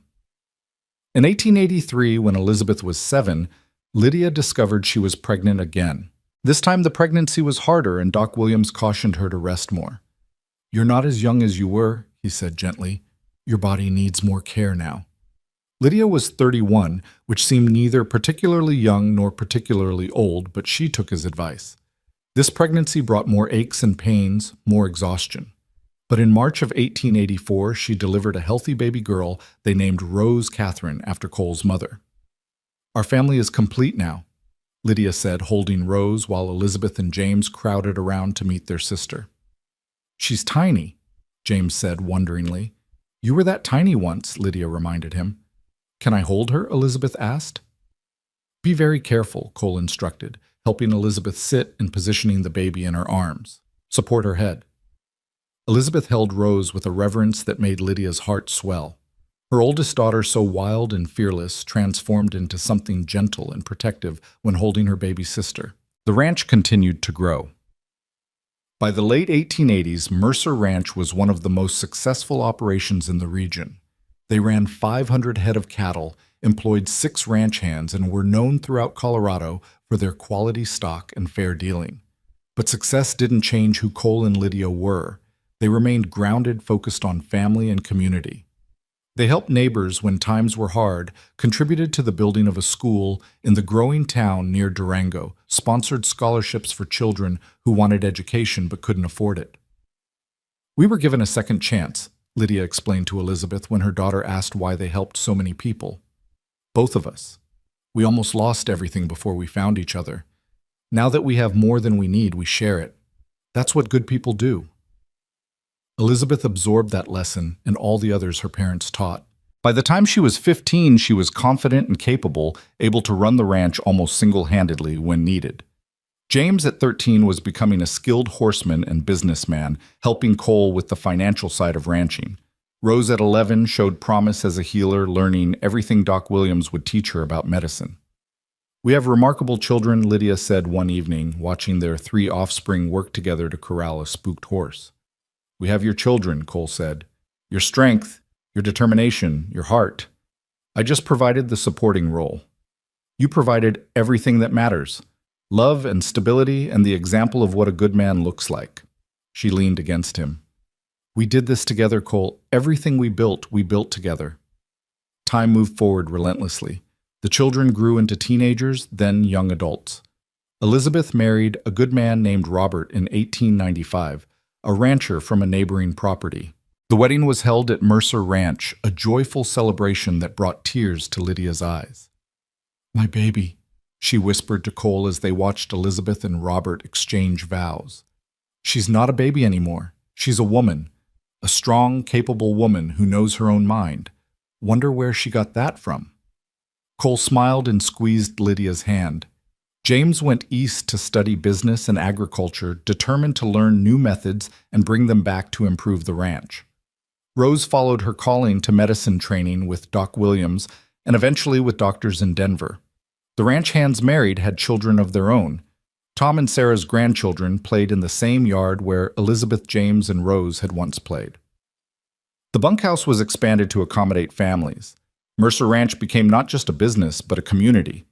In 1896, Elizabeth gave birth to Cole and Lydia's first grandchild, a boy named Cole after his grandfather. Lydia held her grandson and marveled at the continuity of life, at how the scared 18-year-old girl she'd once been had become a grandmother. "Did you ever imagine this?" she asked Cole that night. "Back when we first met, did you imagine we'd have all of this?" "I imagined keeping you safe," Cole said. "Everything else is bonus. Everything else is grace." James returned from his studies in 1897 with new ideas and a wife named Catherine, a smart woman from Boston who adapted to ranch life with surprising ease. They built a house on the southern portion of the ranch property, starting their own herd, while still working closely with Cole. Rose established a clinic in the growing town, serving not just the wealthy but anyone who needed help, regardless of ability to pay. She married a teacher named Daniel in 1899, and together they worked to improve education and healthcare in the region. Cole and Lydia watched their children thrive and multiply, watched their ranch become a legacy. They slowed down as the years passed, turning more of the daily operations over to James while they focused on the grandchildren who seemed to multiply yearly. By 1905, they had 7 grandchildren ranging in age from 9 to infants. The ranch house that had once seemed so empty now rang with children's laughter every Sunday when the whole family gathered for dinner. Cole turned 55 that year, his hair gone fully gray, his face lined from years of sun and wind. But he was still strong, still capable, still the solid foundation of their family. Lydia at 53 felt the weight of years in her joints, but not in her spirit. She was happy in a way that still sometimes surprised her. One evening, in the summer of 1905, after a particularly chaotic Sunday dinner, Cole and Lydia sat on their porch, watching the sun set over the mountains. The grandchildren were playing in the yard, supervised by their parents. The air was warm and sweet with the scent of Lydia's roses. 20 years, Cole said quietly. "What? It's been almost 20 years since we got married the first time. That rushed ceremony in Barlow's office, scared and desperate, and not knowing what would happen." Lydia counted back. 20 years. How had that much time passed? It felt like yesterday, and a lifetime ago all at once. "Our anniversary is in November," she said. "The proper one." "The second wedding," Cole agreed. "But the first one was what made everything else possible. October 28th, 1885. The day you became my wife and I became your husband for better or worse. It's been mostly better. It's been all better. He turned to look at her. I have something I need to tell you. Lydia felt a flutter of concern. What is it? I love you more today than I did 20 years ago, more than I did yesterday, more than I thought it was possible to love another person. His voice was steady, certain. You took a broken man with a haunted past and gave him a future worth living. You gave me children and grandchildren and a life so full of joy I sometimes can't believe it's real. You made me better than I ever thought I could be. Cole, let me finish. He took her hands. I know we didn't start in a conventional way.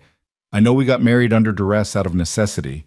But somewhere along the way, that marriage of convenience became the realest, truest thing in my life. You're my partner in everything, my best friend, the love of my life. And I just needed you to know that. Lydia was crying, tears streaming down her face. I know, I've always known. You show me every single day in 1,000 different ways. Do you remember what I said that first morning when we arrived at the ranch? You said a lot of things that first morning. I said this was your home for as long as you wanted it to be, that nothing would take it away from you as long as I was alive to prevent it. I remember. I meant it then. I mean it now. This is your home, Lydia. This life is your life. These children and grandchildren are your family, and I am yours completely and forever. They sat together as the stars began to emerge the way they had on so many nights over the past 20 years. The grandchildren's laughter carried on the evening breeze. Somewhere in the house, Elizabeth was helping Catherine with dishes while James and Robert talked cattle prices. Rose and Daniel had taken the youngest children inside for bed. This was their legacy. Not the ranch, or the cattle, or the money, but the family they'd built, the love they'd fostered, the life they'd created from ashes and fear and impossible choices. The years continued to roll forward, bringing changes and challenges. In 1910, Cole had a health scare that left him weak for months. Lydia nursed him back to strength with fierce determination, refusing to accept that she might lose him. You're not dying on me, she told him bluntly when he suggested she should prepare for the worst. We have at least 20 more years together, and I won't hear otherwise. Yes, ma'am, Cole said, too weak to argue. He recovered, though he was never quite as strong as he'd been.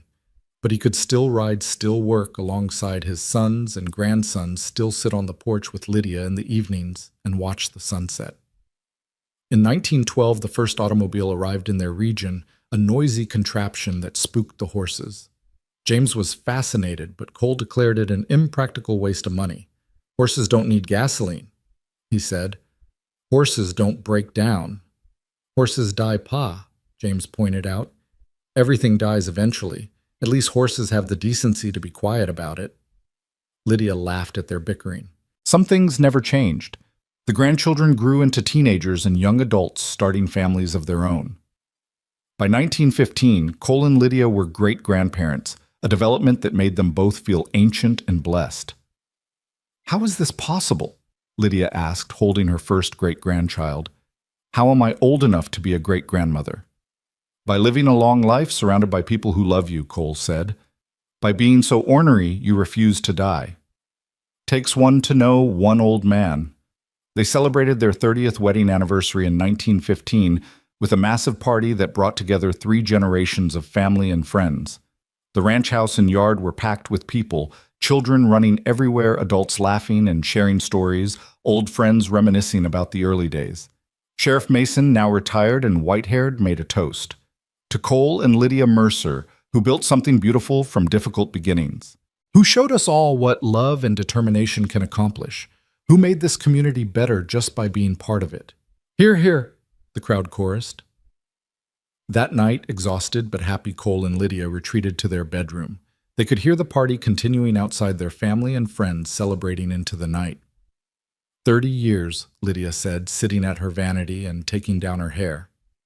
It was mostly gray now, though still thick and long. Sometimes it feels like 30 minutes. Other times it feels like we've always been together. We have always been together, Cole said. At least all the parts of our lives that matter. Do you ever think about that night, the auction? Sometimes. Not as often as I used to. But sometimes when I'm holding one of the grandkids or watching you work in your garden or waking up next to you, I think about how close I came to never having any of this, how close we both came to completely different lives. Worse lives. Much worse. He came to stand behind her, his hands on her shoulders. I think about how one choice, one decision to stand up and bid when I could have walked away changed everything, for both of us. Lydia covered his hands with hers. Best $4,000 you ever spent. Best decision I ever made. The world continued to change around them. The automobile became more common. Electricity reached their region in 1918, and Lydia marveled at the convenience of electric lights. The Great War came and went, taking young men from their community, but sparing the Mercer family directly. By 1920, Mercer Ranch was one of the oldest and most respected operations in Colorado. Cole at 70 was considered an elder statesman of ranching, someone younger men came to for advice. Lydia at 68 still tended her garden and managed the household with Sarah's help, though she moved more slowly now. "We're getting old," she observed one morning, watching Cole limp slightly as he came in from checking the horses. "Speak for yourself. I'm in my prime." "Your prime was 20 years ago. Now you're in your ornery phase." "Been in my ornery phase since birth, according to Ma." They laughed together, comfortable in the easy banter of a long marriage. In 1925, they celebrated their 40th anniversary. The celebration was smaller this time, limited to family, as both Cole and Lydia tired more easily. But it was no less joyful. 4 children, 16 grandchildren, and 8 great-grandchildren gathered at the ranch to honor the couple who'd started it all. "Speech sheets," James called out. "Come on, Pa, say something inspirational." Cole stood using his cane for support. He looked around at the assembled family, his children grown and gray, his grandchildren raising families of their own, his great-grandchildren playing underfoot. His eyes found Lydia's and he smiled. "I'm not much for speeches," he said. "Never have been. But I'll say this. Life is unpredictable. It brings hardship and tragedy when you least expect it. It tests you in ways you never imagined.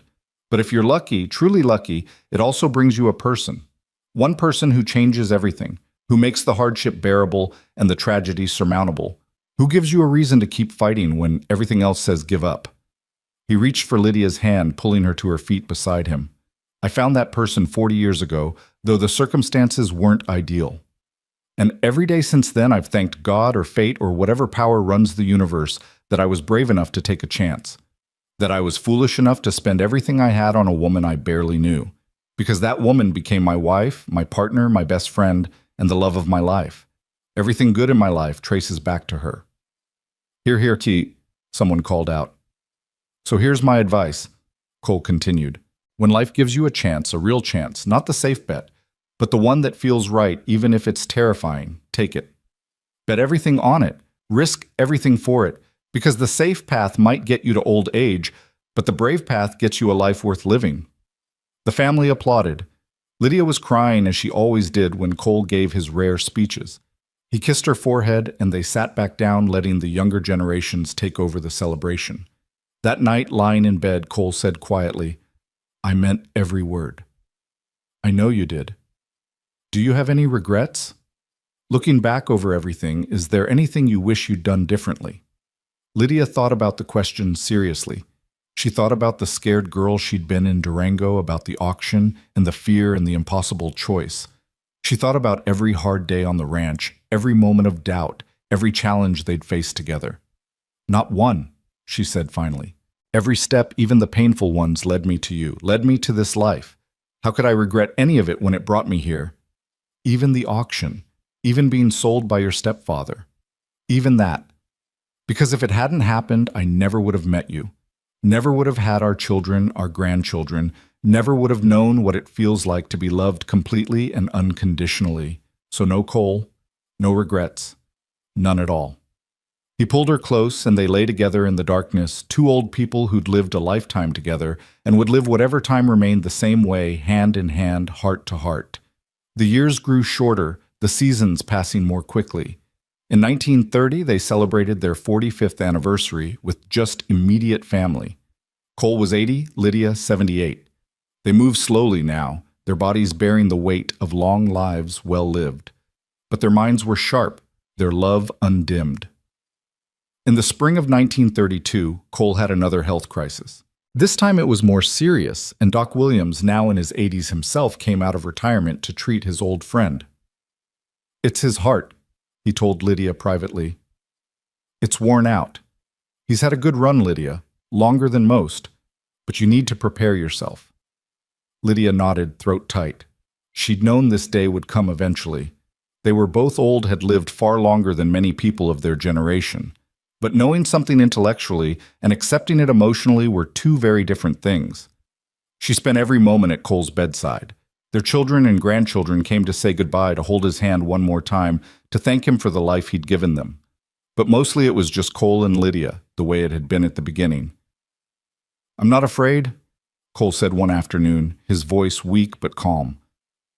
"I've had a good life, Lydia. A better life than I ever deserved." "Don't talk like that. You deserve every good thing that ever happened to you." "I deserve you. That's all I ever needed." He squeezed her hand. "Promise me something. Anything. Don't grieve too long. Don't spend whatever time you have left mourning me. Live, Lydia. Keep living. Keep tending your garden and loving our family and finding joy in small things. That's what I want for you." "I can't promise that, not yet." "Then promise you'll try." "I'll try." Cole died 3 days later, with Lydia holding his hand and their children gathered around. It was peaceful quiet, the way he would have wanted. He simply closed his eyes and stopped breathing, as if he'd decided it was time, and that was that. Lydia felt something break inside her, a fundamental piece of her soul tearing away. But even through the grief, she felt gratitude. Gratitude for 47 years of marriage. Gratitude for the life they'd built. Gratitude that he hadn't suffered long. They buried Cole on a hillside overlooking the ranch in a spot he'd picked out years earlier. Half the county came to the funeral, people whose lives Cole had touched, families. He'd helped, friends he'd made over nearly 5 decades of honest living. He was one of the good ones, Tom said, his own hair white now. "They don't make men like Cole Mercer anymore." "They made one," Lydia said. "That was enough." The days after Cole's death were the hardest of Lydia's life. Harder even than the fear she'd felt during the auction, because at least then she'd had hope. Now she had a hole in her heart that nothing could fill. But she'd made Cole a promise, and she intended to keep it, so she kept living. She tended her garden. She spent time with her great-grandchildren, teaching them the lessons Cole had taught her about strength and kindness and standing up for what was right. She attended Sunday dinners and laughed at her grandchildren's jokes and found small joys in each day. It wasn't easy. Some mornings she woke up and forgot for a moment that Cole was gone, turning to his side of the bed, only to find it empty.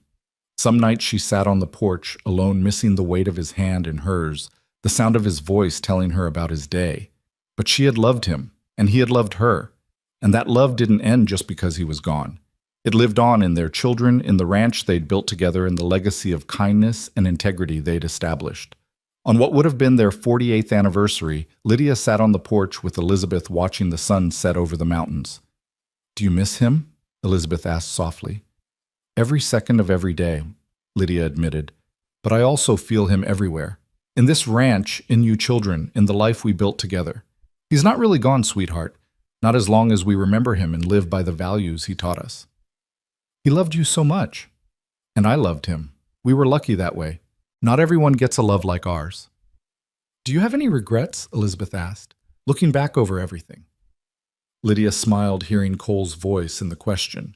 He'd asked her that same thing so many times over the years, and her answer had never changed. "Not one," she said firmly. "Every step I took, every choice I made, every hard day and joyful moment, it all led me to your father. It gave me you and your siblings and this beautiful, complicated, wonderful life. How could I regret any of it?" They sat together as the stars emerged one by one, mother and daughter bound by love and loss, and the enduring legacy of a man who'd saved a girl at an auction and built a life with her that spanned nearly half a century. Lydia lived another 3 years after Cole's death, long enough to see 2 more great-grandchildren born, long enough to know that the ranch would continue into the next generation, long enough to feel certain that everything they'd built would endure. She died peacefully in her sleep in the summer of 1935 at the age of 83. They buried her next to Cole on that hillside so they could rest together overlooking the land they'd loved. At her funeral, James spoke about his mother's strength and resilience. Elizabeth talked about her kindness and wisdom. Rose shared stories of her generosity and love. And the grandchildren and great-grandchildren who'd never known the scared girl she'd once been could only marvel at the legacy she'd left behind.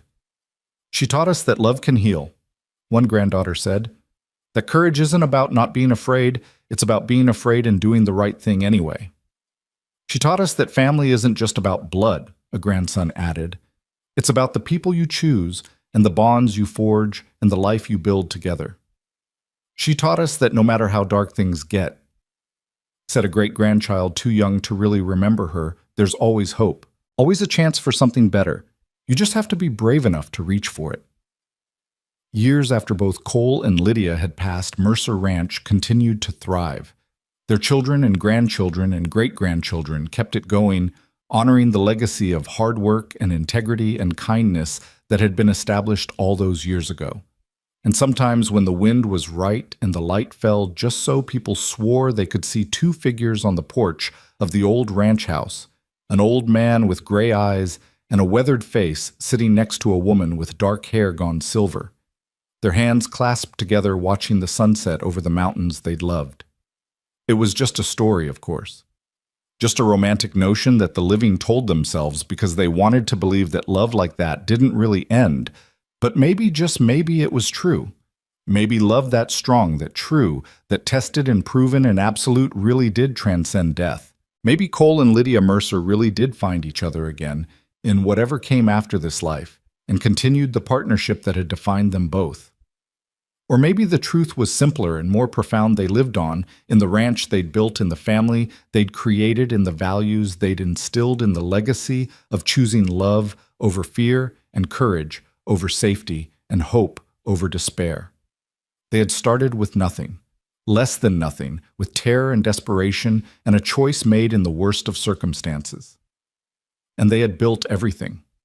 Not just a ranch or a fortune or a family, though they'd built all of those things. They'd built a life worth living, a love worth having, a story worth telling. The story of a girl who was sold at auction and a cowboy who gave her a choice. The story of two people who found each other in the darkness and made their own light. The story of a marriage that began out of necessity and became the truest thing either of them had ever known. The story of Cole and Lydia Mercer, who proved that sometimes the worst moment of your life can be the beginning of your best life. That sometimes being saved is the same thing as being loved. And that sometimes, if you're very lucky and very brave, the person who rescues you becomes the person you can't imagine living without. Every step led them to each other. Every choice brought them closer. Every moment was worth it. No regrets, not one.